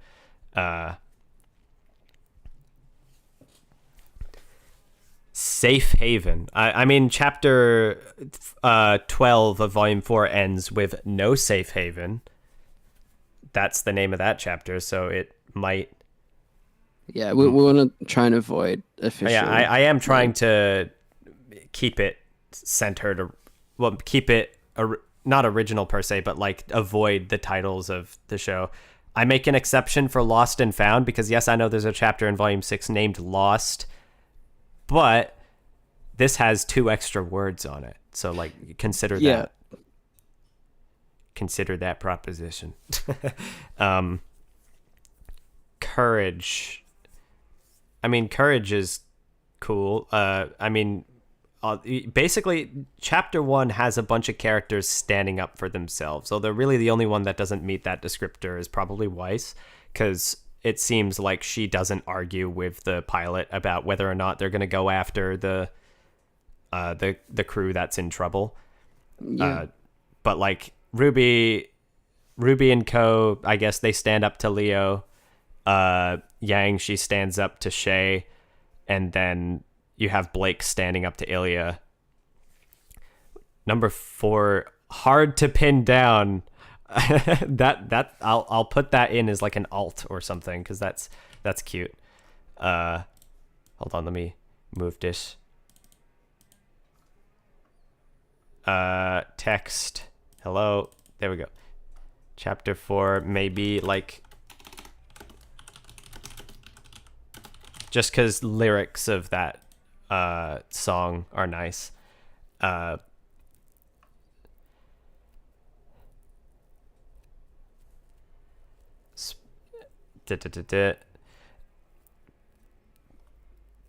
yeah, Oh, yes. courage. I mean, courage also feels perhaps a little bit like generic, I suppose. Like that could apply to a bunch of these chapters. Yeah. Which is okay. What's the actual chapter 1 title? The actual chapter 1 title is Welcome to Haven, because you had Welcome to Beacon, and then you had Welcome to Haven. I was expecting them to do Welcome to Atlas in volume 7, but instead we got The Greatest Kingdom. But oh wait, did we get Welcome to Atlas in chapter 2? No, A New Approach, chapter 2 of volume 7. So yeah, we never got Welcome to Atlas. But yeah, the OG chapter is Welcome to Haven. Chapter 3, Broken Paths. Oh, I forgot. Another idea I came up with for chapter 3 was the line that the chapter ends on, which is, all is well. Like, I thought that would be kind of cool, as if, like, all is well, but it's let you in on a little secret. It's not. It's not well. Things are going very badly. Peter Griffin is dead.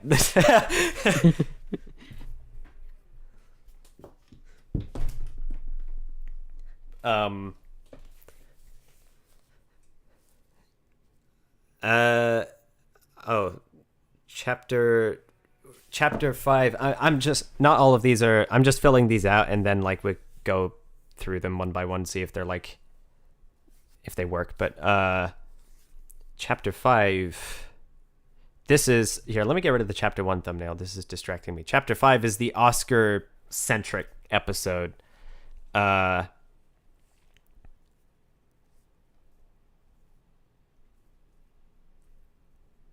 would make the final line hit even harder, honestly? Oh yeah, for chapter 3. Probably because it's like, if you go into the episode with the title All Is Well, then like when that line pops up, it's like, oh no. Like that could be cool. Like I enjoy that as a line, or as a title, I mean. Yeah. But yeah. Avatar references. You need to watch past episode 2. Come on. I've watched episode 3, I think. Oh, okay. Oh, and 4. I just started getting to Avatar: The Last Airbender just for full context. I hadn't watched it before. I'm sorry. I know that it's an influential series. Chapter 5, Memories. Ooh, not bad. Ooh. You know what? Actually, I should probably remind us of the theme. Chapter 5 is like a questioning episode where people are asked what motivates them to fight. I wonder if we can use that, like, in terms of the drive that people, like, what makes them fight, their motives, and how it differs. Chapter 9, The Lion's Den. Ooh. Ooh. Ooh. I mean, I don't mind that. I don't mind that at all. Maybe a title around the song Lionize.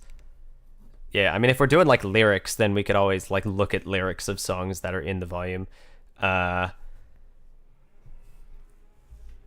yeah, Pride Before a Fall for chapter 9. But yeah, unquantifiable. Unquantifiable for which one? I assume we're talking about chapter 5. Ooh, combat ready. Hold on. I'm typing that. I like it. I like that. Oh, because it's a training episode, but Ruby also says at this rate you'll be combat ready in no time to Oscar before promptly dying of emotional damage. I'm writing that down. I like that. I like that a lot. What do you guys think of combat ready? I think it's cool. Shout out to who wrote it. Hold on, let me scroll up. one word episode. Well, chapter names are fine if it works. Hold on, I want to shout out who wrote it. I wasn't fully paying attention to chat. It is Lucifer Crow. Oh, Lucy. Shout out to Lucy. Chapter 6, Amity Arena. Chapter 7, Arrowfell. Let's go, boys. Chapter 8, Grim Eclipse. We're naming all the games. Hell yeah. Oh, and because of the delay, now Lucy's going to do exactly what I'm doing, because we share a brain cell. Just wait. Hold on. Just wait. Just wait for the chat to refresh. I guarantee it's going to happen. I put a 10-second slow mode on the chat, I think, so it might, like... Is it going to happen? Or is it too late and now the jig is up and the stream is caught up? Shattering the Mirror. Shattering the Mirror. That's one of the lyrics. I mean, that's a cool line. I just think it might be a bit obscure. Chapter 9, deck building. I mean, like, there's a lot of board game... to be fair, there's a lot of chess imagery and chess language in this show. Also, can I just say, brief tangent, Volume 8 annoys me personally, not because of anything in the season itself, but because they missed an opportunity with their titles. 2 opportunities, actually. It's a single word for every single chapter, yes? That was the rule. And they broke that rule in the final word because they called it the final word, and the final word is checkmate. They could have called it checkmate, but that's not what I'm here to talk about. I'm here to talk about how the first chapter is called Divide. They could have called chapter 14 Conquer. Come on, divide and conquer. Isn't that cool? I don't know. Maybe that's just my opinion, but but yeah, it was nice. So, some original finale episode names. We have The Vault of the Spring Maiden. We have Downfall, I guess, and I think it's because of the rocks falling for 30 minutes. And Known by Its Song. Known by it. No, that's the original chapter 6, because that's the Crow and Raven episode. Because it's about the birds. Yeah. Why did we have it in there then? Wilting, because Weiss gets injured. Vernal dies. Maybe. Chapter... Ooh, hold on. We got Ethan cooking in the chat. If chapter 1 is named Courage and the final episode is named Cowardice, then there's that interplay. I'm pretty sure someone said that earlier. I probably. I'm just not paying attention fully. Oops. Sorry. It does work though. And I think it's better than Spring Break. But also because... I just typed cowardice twice. Oops, hold on. You saw nothing. You saw nothing. Courage. It's also great because of the Cowardly Lion. How, like... Yeah. That's probably the episode where Leo is the strongest in terms of, like, standing up to his peers and, like, showing courage. Chapter 7... You know, it's boring, but I thought of calling chapter 7 Power, because that's what Cinder's after. That's literally the only motivation for that title. I also thought of calling chapter 7 Ambush, I think, because there's technically 2 of them. There's like Cinder and Co, like some suddenly ambushing Raven's camp, and then there's Ilya ambushing Blake. And then there's ultimately the attack on the Belladonna Siege. That's something... I thought that was the point of calling it Courage. Yes, I'm sorry. I'm running on 1 coffee and 6 hours of sleep. Although 6 hours is actually not bad, I don't think. But it's okay. I'm perfectly functional. Don't say nothing. Deserving. Ooh. Oh, this is a meta game we're playing here, because like in chapter 10 of volume 8, Watt says you don't is like when he says in his line, it's like, you think you're entitled to everything just because you've suffered, but suffering isn't enough. You can't just be strong, you have to be smart. You can't just be deserving, you have to be worthy. And they call chapter 13 of volume 8 Worthy, because Cinder has actually, like, you know, I guess earned her power or something. And then in this one, if we called it Deserving, then like it's like interplay. That's like a long game. It's like 3 volumes later, the payoff to that particular thing is set up. So I'll write a couple things on chapter 7, because there's the boring one that I came up with, which is Ambush, and then there's Deserving, which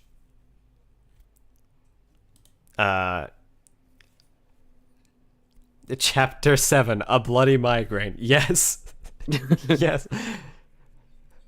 That's funny. Cinder says worthy to Vernal, though. Yeah, this is sad. Showing Cinder's origins. Yeah, if that was volume 8, chapter 6 instead of Midnight, that might have been cool. Also, massive L to volume 8, worst volume, because it's called Midnight, and yet it's obviously still daytime in Atlas. Worst episode. See, this is... What did I tell you? This is like the worst show ever made. I call it RWBY. RWBY. Weiss RWBY. dies, so it's called RWBY. I remember RWBY. joking with the Discord group I was at when Volume 5 was first airing that it was going to be called, like, Team RWBY, and then we pulled up Herbie, like the living car. Did anyone ever watch the Herbie movies? Oh my God. Those were trip. I watched it when I was a wee baby.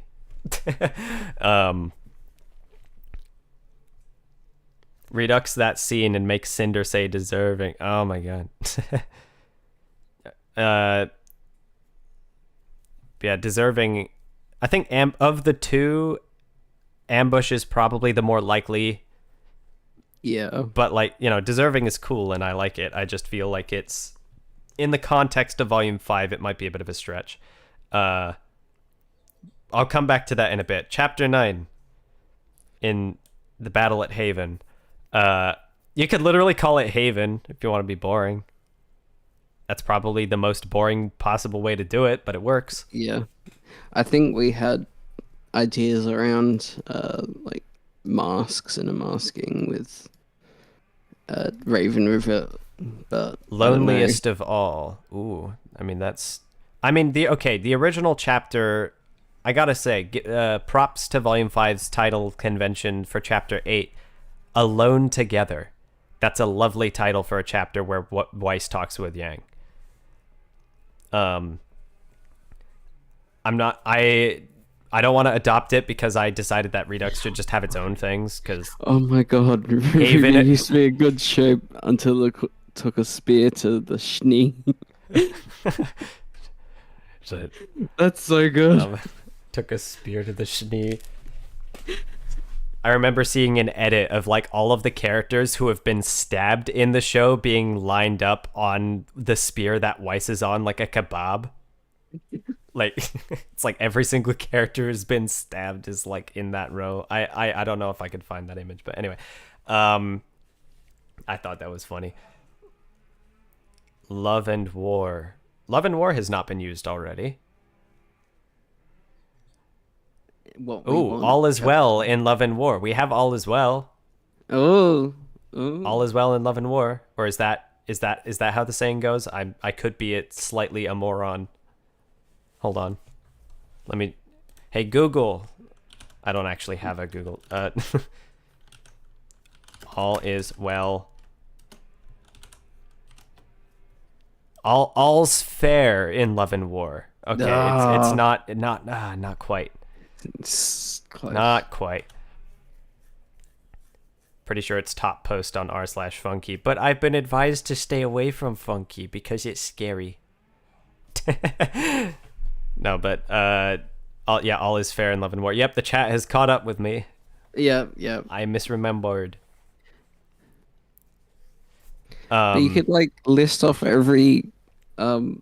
Oh, in the Edelweiss whole is in show. here. Hi. Sorry, I'm really not paying attention. Everyone say hi to Edelweiss. You did good on the thumbnail. Thank you. Yeah. Chapter 9. This one is hard because it's like, to me, it's like in terms of putting the chapter together, it's just like putting all the Haven scenes together, and it was very satisfying. But in terms of actually centering it around a theme, that's much harder to do. Well, yeah, like, that's why, like, the Lion's Den, that's The Lion's Den best might one. be the closest to, like, Yeah. I'll type that in as a placeholder at least. The Lion's Bearing Fangs. Den. The Lion's Den. Dend. Lion's Den? Dang. Dang. Denji from Chainsaw Man. No.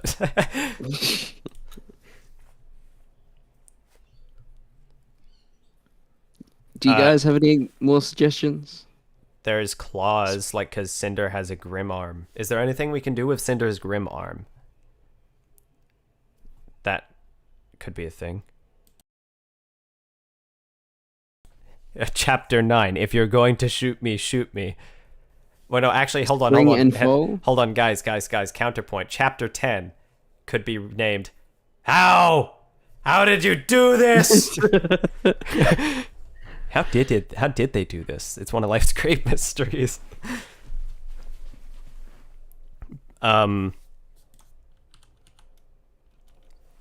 lion in bird's clothing. Solus suggested spring and fall. Spring and fall. I don't know. I don't, like, it makes sense. It just doesn't have that sort of like ring. It's not ringy. It's not like a It's doorbell. not ringy. Stabby. Birds of a feather. Yes. Chapter 9, Stabby. Stabby. Multiple characters get stabbied. Or chapter 1, what? Chapter 2, why? Chapter 3, who? But yeah, it's spring fall. Chapter 9 could be called spring roll. Ooh, yummy. Spring forwards, fall back as one title is fine. I mean, fall back, I guess you wanted that for the finale, where it's like chapter 1 is like spring forward and chapter 10 is fall back. But Stabbing in the dark. I think cowardice might work better just because fall back does kind of spoil what the antagonists do. Or yeah. I guess you can assume it's the antagonist, but chapter 4, where? Doko.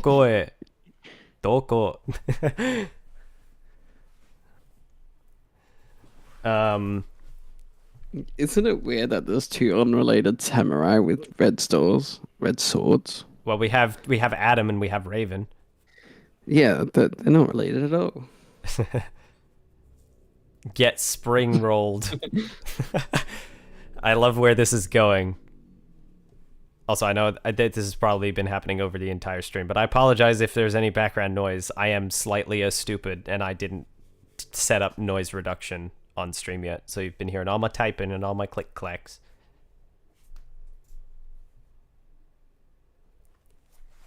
Yang's Target gift card. I was showing Remnant Roses chapter 10, and when Yang was walking slowly up to the relic, and when she lifted the relic, Remnant Roses imagined that the reason Yang broke down sobbing is because it's like Raven took off with the Costco membership. No. And then she goes up the elevator, and then Emerald sees Yang, and she knows what that means. Cinder must be dead. My Netflix subscription. No. It's just in a world where characters' associations with each other is like their various subscriptions. And chapter 10, Raven finally paying the freaking child support. Let's go. Have you been a good time? Okay, people who haven't seen the captions on Rooster Teeth's website aren't gonna get that, Lucy. But like the captions were so bad in Volume 5 that the official captions on Rooster Teeth's website for Chapter 13 had Blake saying, "This isn't what's right for the furnace." You know, like the flaming furnace. This isn't what's right for the furnace. Low key, when I was typing the subtitles, I considered doing that. But anyways, yeah, you really did accidentally almost create RWBY. It's like Volume 5 abridged again. Someone's probably already done it. I don't know. Tethered feathers.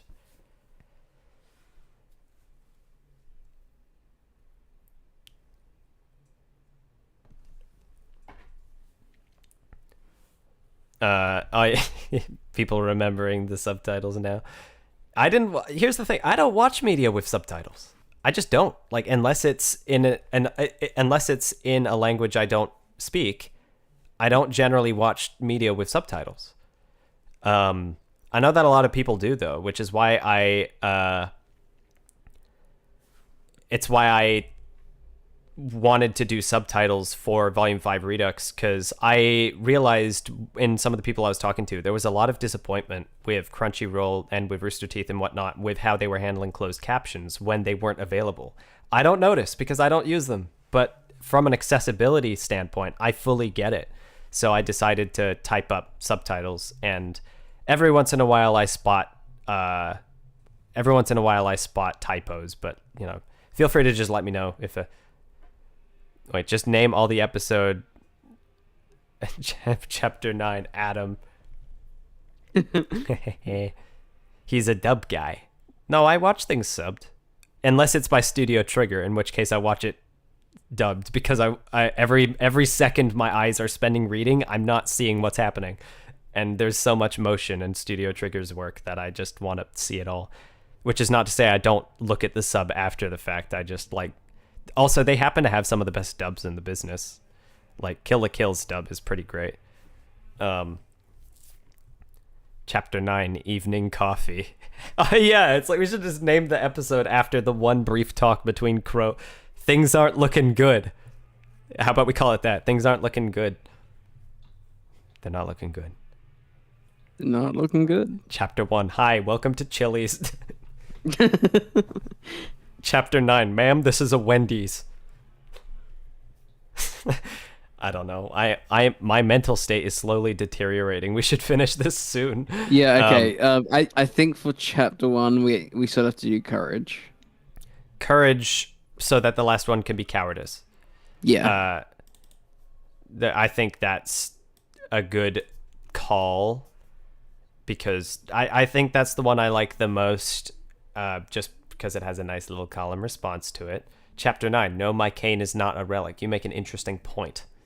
Yeah. Chapter 9, This is bad. This is bad. I almost put it in my patch notes where I was going to show Ren talking, and I was like, this is no longer bad. But like I when I first sent that script to someone, they misinterpreted the joke and they thought I was saying that like the quality of this show is no longer bad or something. And they're like, oh, well, that's subjective. And I'm like, no, I'm talking about what Ren said. How he says this is bad because he gets real deep when he feels like talking. Okay. So, chapter 4, Lost and Found or Hard to Pin Down. Should we do like Lost and Found 1s, Hard to Pin Down 2s, and then I think see what Lost is and more popular? Found feels nicer to me because it hard to pin down, like, you know, it's nice with the lyrics, but I kind of feel like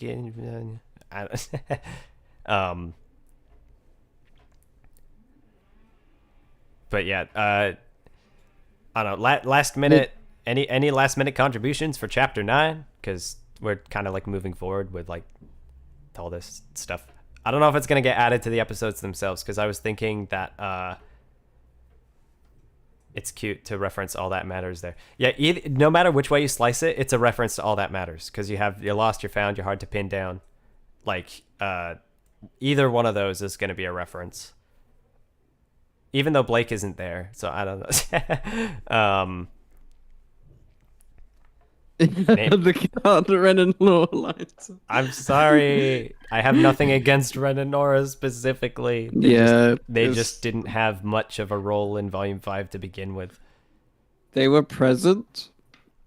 Yeah. Nora did that one thing with the lightning. Yeah, I mean, that was like the peak Nora moment in the volume, really. Yeah. Like, all other moments... Like Ren also still... did that thing with Hazel's lightning. Well, Ren got zapped. Yeah, that was his contribution to Volume 5. You Yeah. know what's funny about the way like Crow getting punched and then landing next to Ren is kind of like funnier to me when it's all like one cohesive unit of a scene, because it's like, hey, it really kind of just shows how much of a problem Hazel is that it's just like the people who are next to the wall having been hit by Hazel. It's like that number is expanding. I don't know. I find that very funny. Yes, that Nora's leitmotif. Nice shout out. Oh yeah, apologies to anyone who cares about the leitmotifs in this show, because like the way we edit the soundtrack sometimes kind of like ruins them. Yeah. I was gonna point out chapter 10 and how like the absolute madness I had to go through to make the music work. Yeah. The thing is, if none of you noticed anything, I did my job well. But the scene with the airships coming in, we butchered the soundtrack for that scene to make it work. If I pull up my main monitor again real quick. So this scene, how do I show what it was like before? Well, I don't know. This is what it sounds like. I'm gonna start from like here because I hope that this isn't gonna be like copyright claimed by just by me playing sequential footage.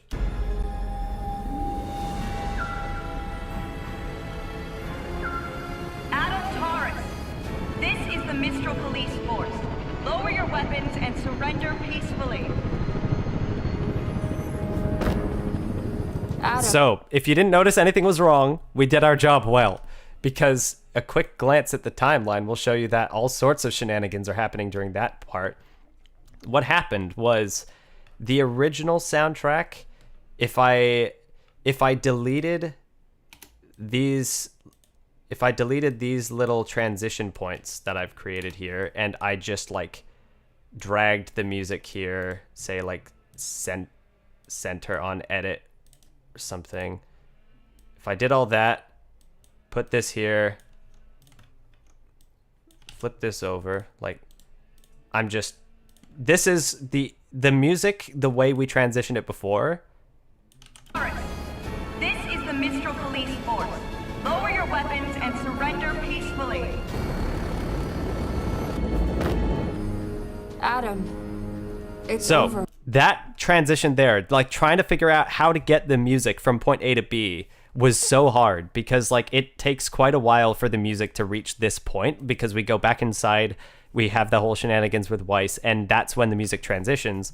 I tried dragging the original show audio to demonstrate that, but that wasn't working out because you could hear the sound of Weiss's glyph summon, so that wasn't a good call. Then I decided, okay, let's take the show soundtrack.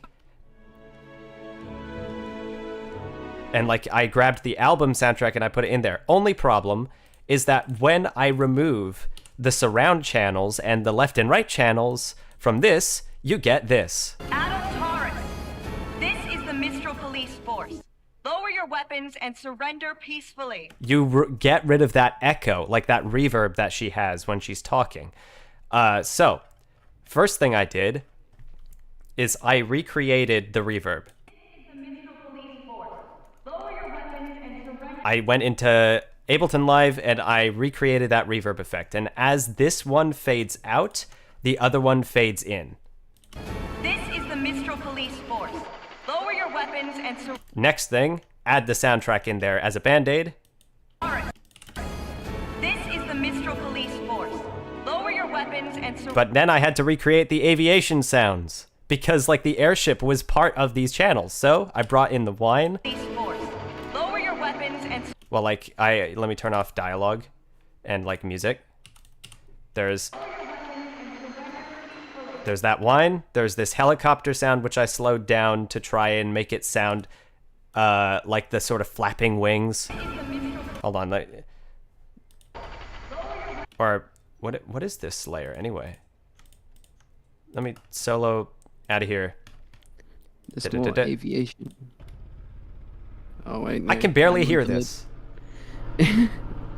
Oh well, there's this for like this shot. Like this is actually audible, but at least there's also this for when you're up in the airship.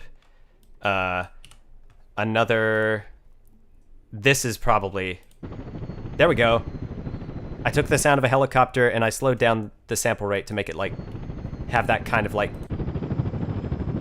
have that flapping wings quality. And if you know what a phaser is, I also used a phase effect to get that kind of left-right like stereo panning to make it feel like wide.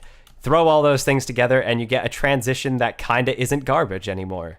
And that's cool. Like Adam Taurus, this is the Mistral Police Yeah, Force. this is probably like Lower your the weapons most and extreme surrender peacefully. of the transitions, but this was a thing because they had to battle with. So with this is- every edit.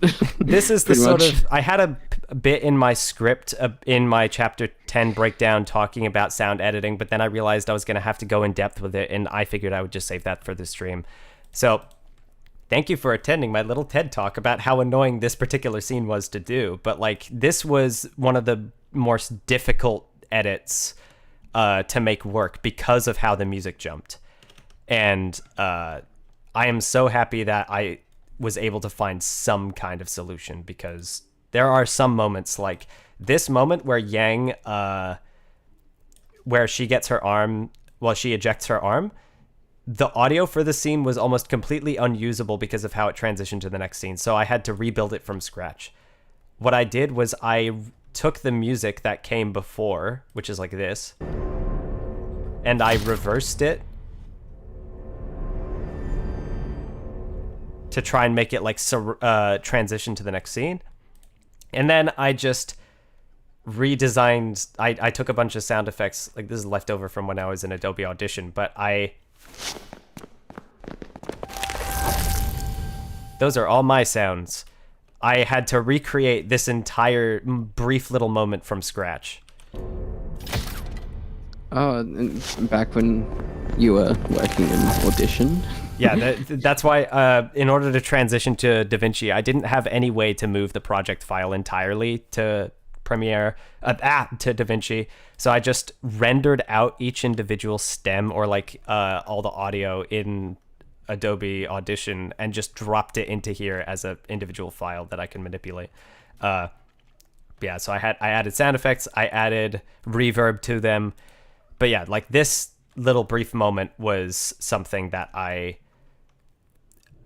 Emerald fumbling the jump is always so funny. I there was a point where I was wondering, should we cut out like Emerald falling to the ground? But then I'm like, you know what? It's funny. Like, I don't actually care. It's entertaining. We can have some of those things.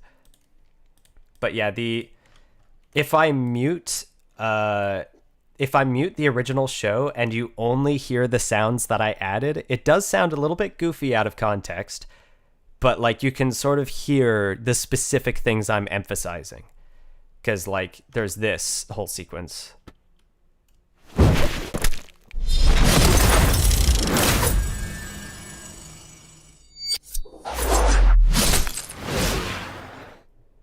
And the awkward. I love the bricks. Brick sound. Like, all of those things, they sound so goofy out of context, but it's like in the greater mix, it really works. Like, this specific action here never read in the original, because Raven, she does this somersault, throws her sword, and then uses it to catch herself. But at full speed, it's very hard to read. Like, it's hard to see that she threw her sword. So I added in some sounds for it, so that you can actually see what's happening there. And also, like, you know, this awkward noise of the sword hitting, that rock noise kind of needs to be there, because when she digs it into the ground, you get that sort of textured, like you can't even tell it's there, but like it's doing stuff. I don't know what to tell you. And it's always fun going through some of the sound design and like making it work. But yeah, that's I could go on about this sort of thing for a while. There's this moment where like in the original, if I turn off this moment originally sounded like this.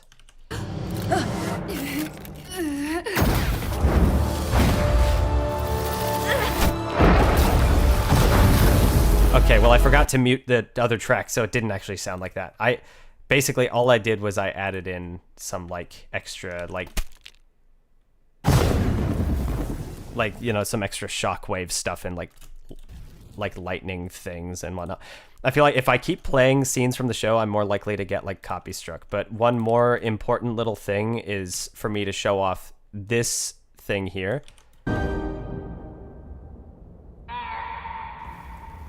This is so sad. Anyway, thank you. All right, I'm gonna pull up the text again so we can quickly finish these titles, and then I reckon we can call it, because I think after we've done, we'll finish these titles, and then we'll do like one more quick round of Q&A stuff if people still have things they want to ask, and then I reckon we can call it. Yeah, because that's So courage, family ties, all is well, lost and found. I think I'm leaning towards. Was that the Lego Yoda death noise? Yes, it was. Cinder fell or Cinder fall. She sure did.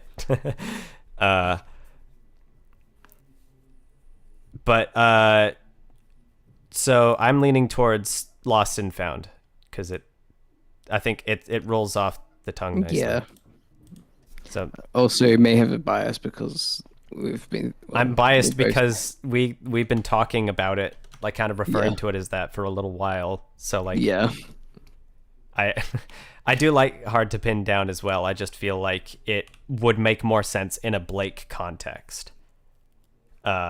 I mean, in theory, now that I think about it, Chapter 1 could be called Lost and Found, and Chapter 10 could be called Hard to Pin Down.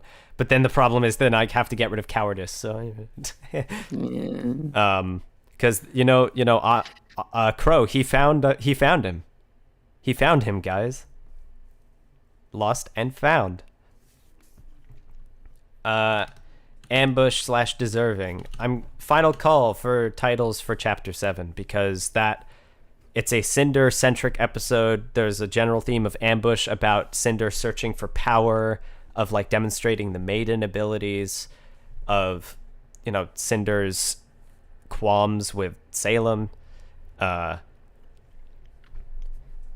There's a final call for little ideas that we don't have here because I don't think deserving is going to work because I feel like it requires a bit too much meta context. Yeah. Oh my god, there's so much noise happening outside. And that's like a absolutely loud truck. Wow. Pride? Is that a truck? Or is that like construction work or something? It's very loud. I don't know. It's like someone just turned on a wood chipper outside. I'll just mute myself when I'm not currently doing anything. A lot of people seem to like deserving. People like deserving.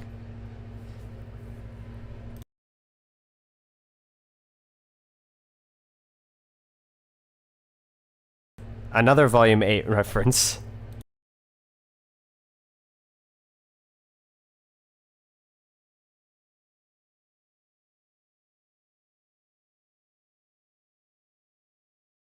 The copyright police, they've come knocking on my door.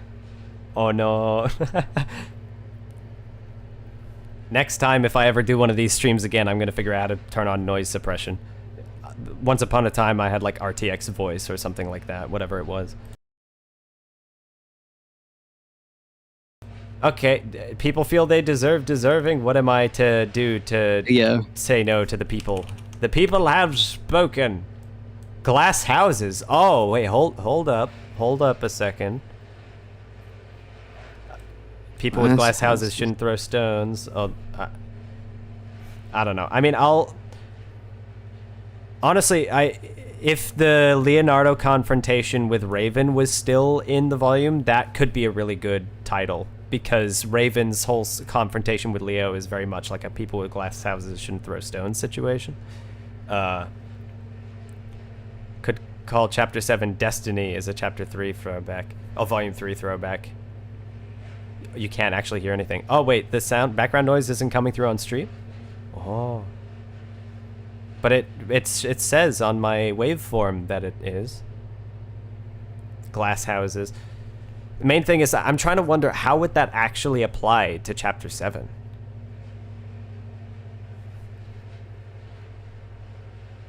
Like, is that thematically appropriate for Chapter 7?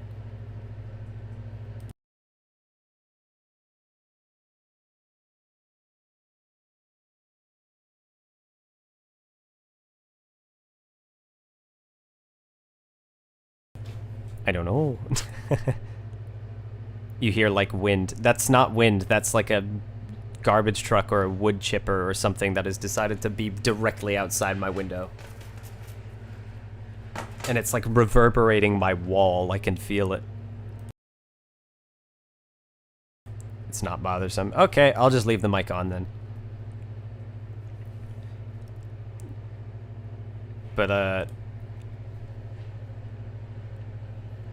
don't criticize others if you're flawed. Yeah, which is one of the reasons why I thought, like, it would be perfect for Raven, but only in the context of a scene that we removed, which I think, Glass Houses is a great name.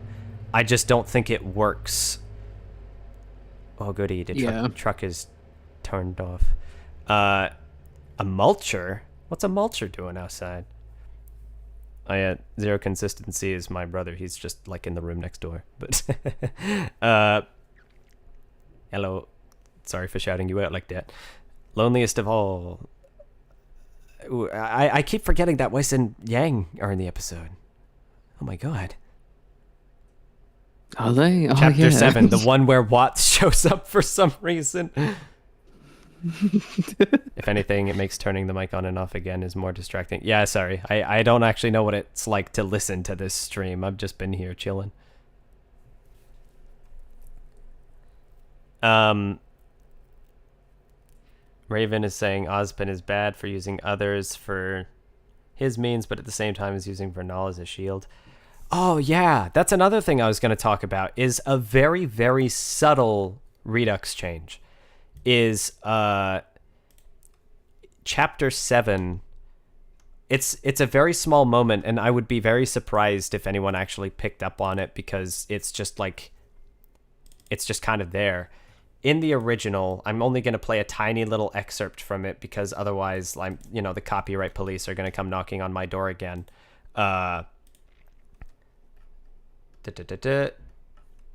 Text, go away, screen share. Where are you? Main monitor. There we go. So, in the original chapter, Vernal is talking with Raven. They have a ship 2 clicks west of here. Looks like they're staying there for the night. Giving a status update to Raven. Raven replies, Thank you, Vernal. Anything else?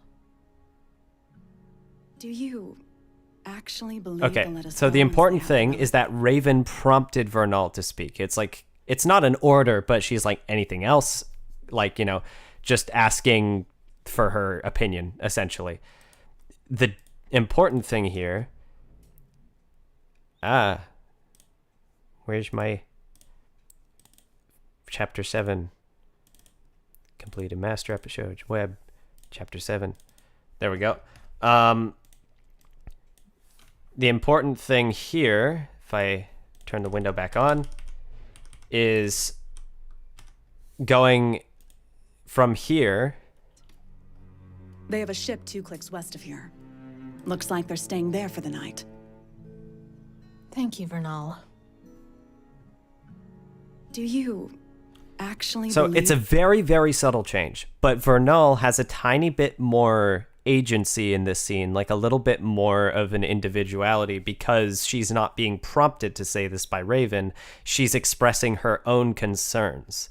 It is a very, very subtle change, but it's one that I really like, because it sort of, it feels less like a back and forth, like, character asks for information, character supplies information, character asks for information and whatnot. There's like just a tiny little bit of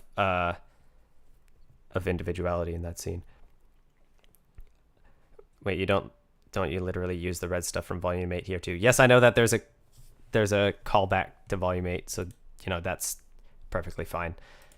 I think deserving is fine. We can do that. Why not? Okay. Containment, The Lion's Den, Cowardice. What do people think of The Lion's Den as Chapter 9 title? Because I just kind of dropped that in there because I liked it in the chat. I just didn't get a read on how people thought of it. Because I think it's kind of nice because it's like Leo has dropped everyone into this trap.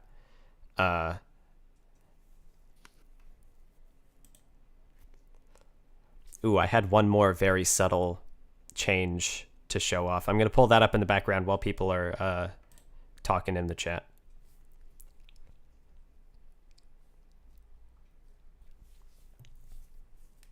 Also, apologies if the soundscape for the stream is a bit dry. I didn't I didn't think to prepare music. Well, I was thinking of just like putting RWBY score in the background, but then I realized that would probably get copyright policed. And I know that on YouTube, what you stream is a little bit more fragile.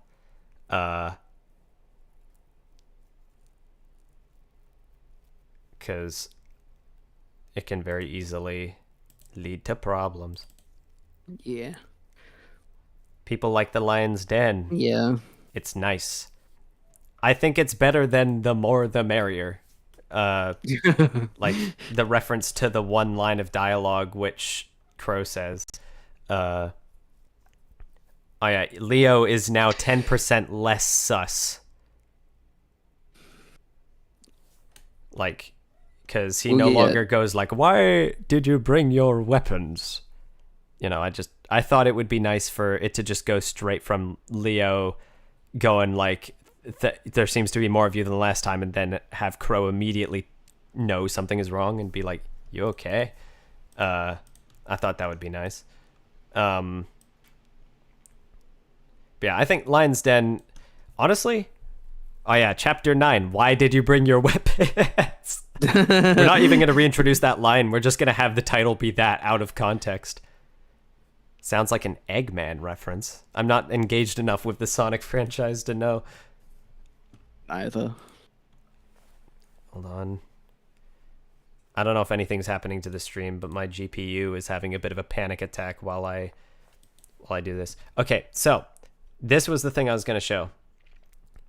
One of the subtle changes in this fight here.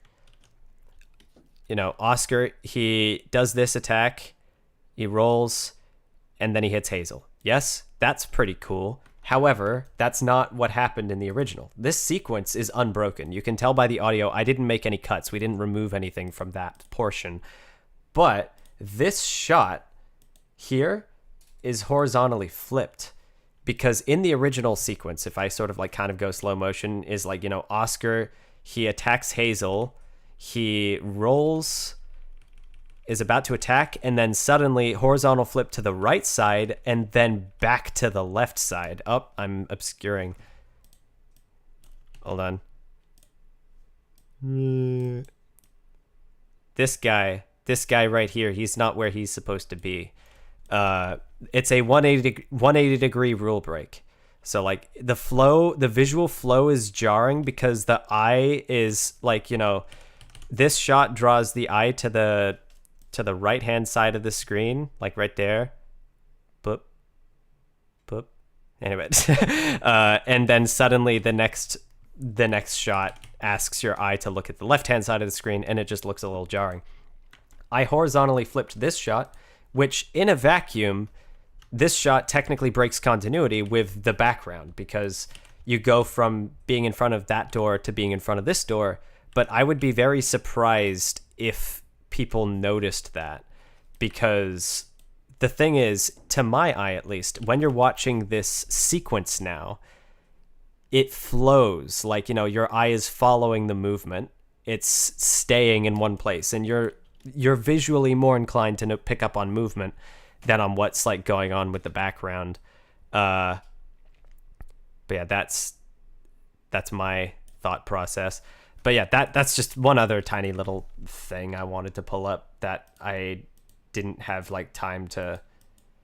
Okay, well, it's not that I didn't have time to talk about it in the breakdown. It's just that breakdown was so hard to write because there were so many things happening in chapter 10 that I just did not know what to focus on. Yeah. There is like a huge episode with so many little changes. Like even this rock splitting animation on its own is like, you know, a combination of a bunch of different elements with like, you know, you got your particles, you got your lens flare, this little pop here, like this circle, is what kind of makes it for me, because it's like it's a slash and then it's like explodes, as opposed to turning these effects off, which gives you like sort of the rock just kind of pops in half. And Raven's sword breaking, I wouldn't be surprised if they never noticed this, because the sound team never put a sound effect for Raven's sword breaking, because it just snaps from this model to this model. and there's no particles, there's no shards, there's none of that. So I added. Ooh, it looks like it's 1 frame offset. That's fine. In motion, it works like the downward swing, but like I added lighting to the ground from where the particles are and like all that sort of stuff. But yeah, theatrical cut note: make this frame perfect, because all I have to do, I think, is like move it 1 frame back. Oh, actually no, 1 frame forward. Beep. Right? Yeah. See, now it's more like sword goes down and then the blade is gone. So like, boink. Oh, shorts. YouTube Shorts. What? Yeah, just all those small little changes, making him into shorts. Did you know that in Volume 5 Redux, wait, I have to do the obnoxious text as well, like where it's like you can't see half the screen because I'm like putting like TikTok text. List 100 small changes you didn't mention and start turning them into shorts. Maybe. I don't know. I mean, I've never been a big shorts person in general. I don't watch them. So I don't know if I'm going to go down that angle. But yeah, to wrap things up for this particular stream, where is my text? There it is. These are our new chapters. See, hold on. Where's my... The completed chapters? We're... Oh, wait, hold on. The new chapter names. Look at... Oh, I need to be in front of it. Look at that.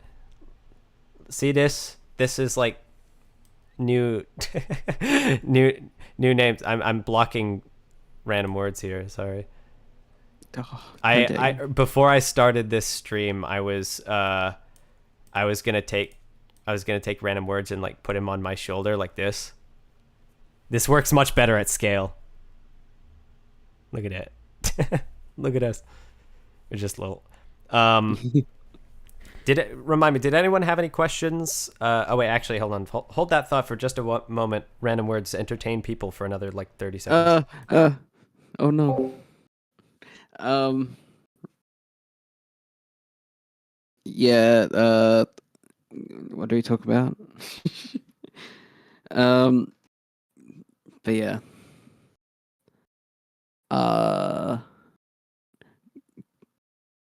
There's, yeah, I sort of already talked about it, but there's so many changes in chapter 9 and 10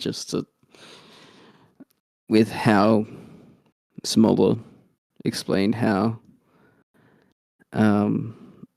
each of because originally the last 2 episodes was 3 episodes in our original paper edit, and just having those moments, there's like, and then we've changed it since that paper edit so much, as you've seen, and even the rough cut, it's crazy. Like, I'm sure like there could be like a 1 hour, 2 hour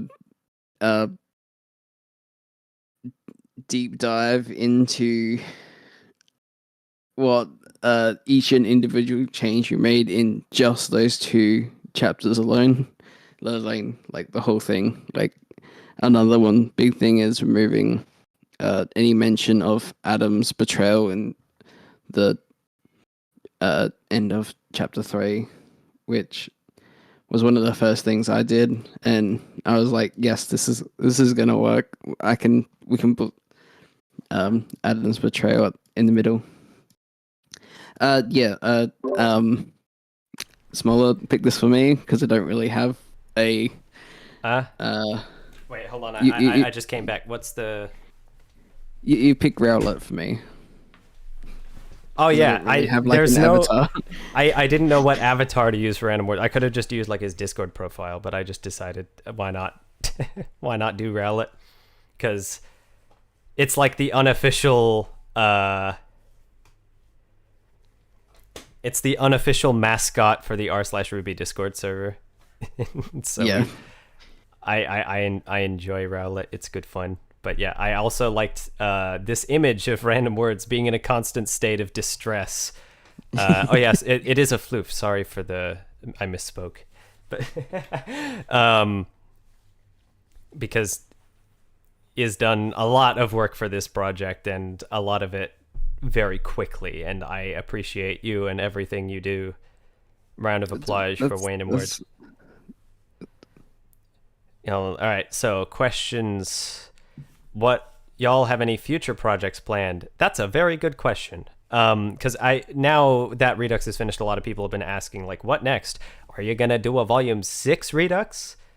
In brief, probably not. I don't know if I want to do any more Redux volumes because, again, it's not really, to me, like, even Volume 5 Redux is like, I'm very satisfied with what we were able to achieve, but it's not just me trying to,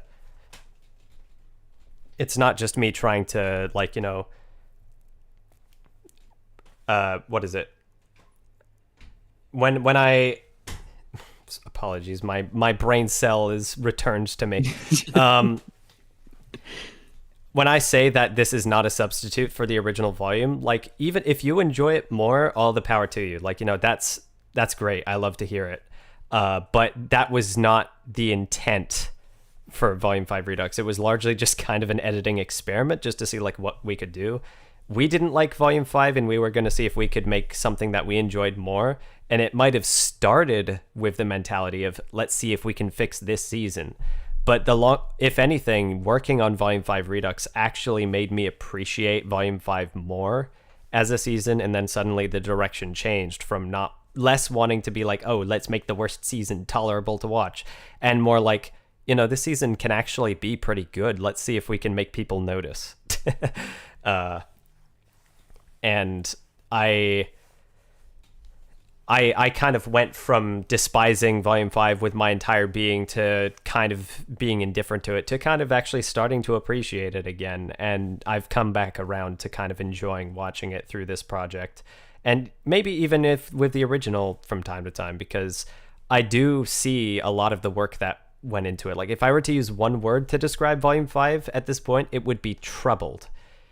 Like, because it feels like it has so much going for it, but the basic editorial decision to jump back and forth between storylines that aren't really related to each other felt like it was kind of undermining the potential Volume 5 had.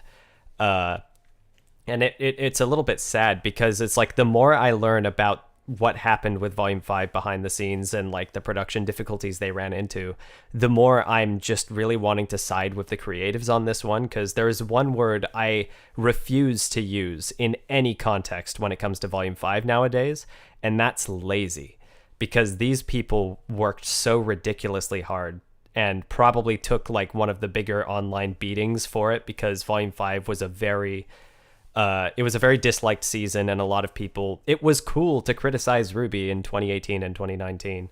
But like, I really feel the artists and the animators who worked on Volume 5, because that was a massive crunch. It was not a very fun situation to be in. And I'm hoping that through this project, it might be able to reach audiences and they might be able to appreciate it rather than just like ragging on it all day. But, like, at the same time, it's not, like, an objectively superior version of it, because there are plenty of people who've taken it to the comments to talk about how they prefer scenes in the original order, or, like, they don't like some of the scenes. They don't like how we removed some of their favorite moments. And that's fine. Like, I've enjoyed having a back and forth with people about this and, like, what people prefer.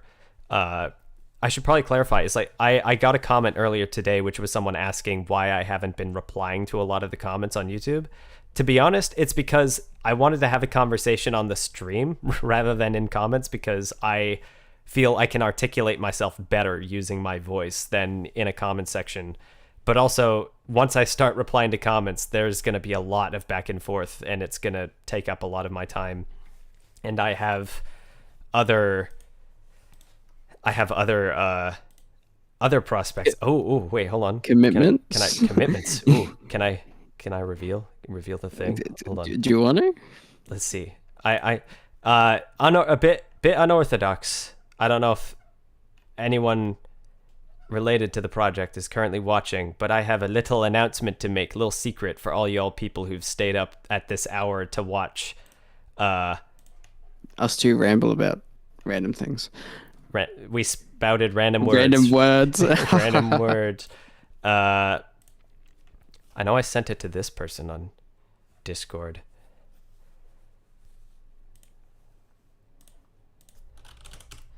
Do I have it?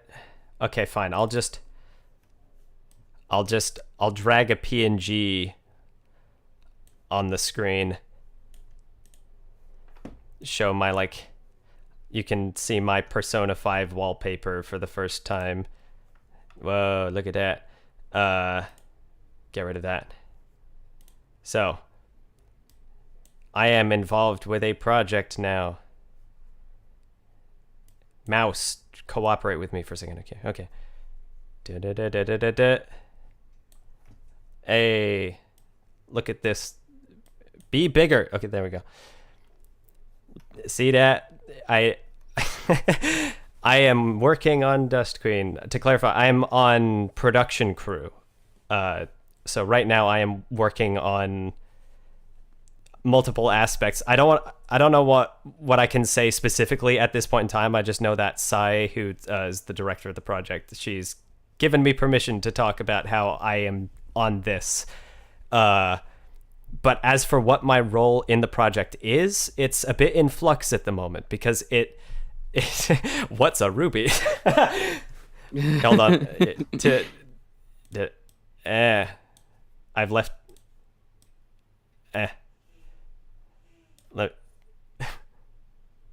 There we go. I joined the project with the prospect of might composite a shot here and there or something like that. But my role in the project has kind of ballooned a little bit and it's a bit overwhelming. And I'm not going to share a lot of specific details at this time. But what I can say is the scope of this project it's so big now. It is much bigger than it's supposed to be. And there's like lots of new animators jumping on board, new people working on sound and all sorts of other stuff. And I am very excited for people to start seeing it. And I was partly wanting to get my final breakdown of Chapter 10 out the door because I've been getting pinged left and right on the Dust Queen production server because I have work to do and I want to be able to commit time to it, like kind of full time. But yeah, I am looking forward to seeing what people think of all this. And yeah, that's my sneaky announcement that I'm just like tucking into the end of this stream here. But you didn't see anything. I don't know. Random words. He's like floating in the middle of the screen. Yeah. There's nothing there. What are you talking about? He's magic. He's flying away now because we're leaving. Say something. Oh no, he's shrinking. Oh. All right. I reckon we're gonna call it now because they. Unless there's any final. Oh yeah. Questions. Final questions. Final questions. Any final questions? You guys have anything left to ask, to talk about, like stuff that I don't know why I'm playing with the PNGs like this. I'm gonna just leave it. Random words, more like specific actions. Got it. Oh no. Why were we talking about Another One Bites the Dust by Queen? That's so good. Dust Queen, more like Another One Bites the Dust by Queen. How did you do this? A lot of caffeine, at least on my end. I don't know how Random Words did it. He was allowed to exit the editing jail long enough to talk on this stream. Yeah, I'm. How did Ilya's parents die? Well, let me tell you a story.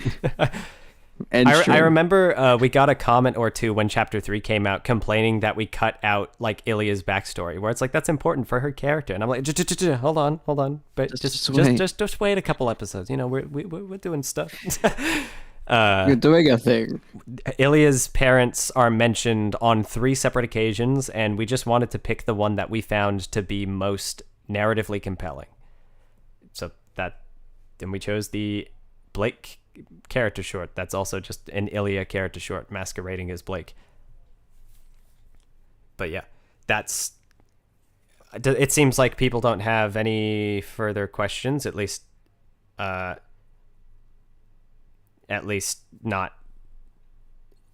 any that have come through. But so I reckon we can, and you know, the viewers are dropping off now. We got 17 down from like 25.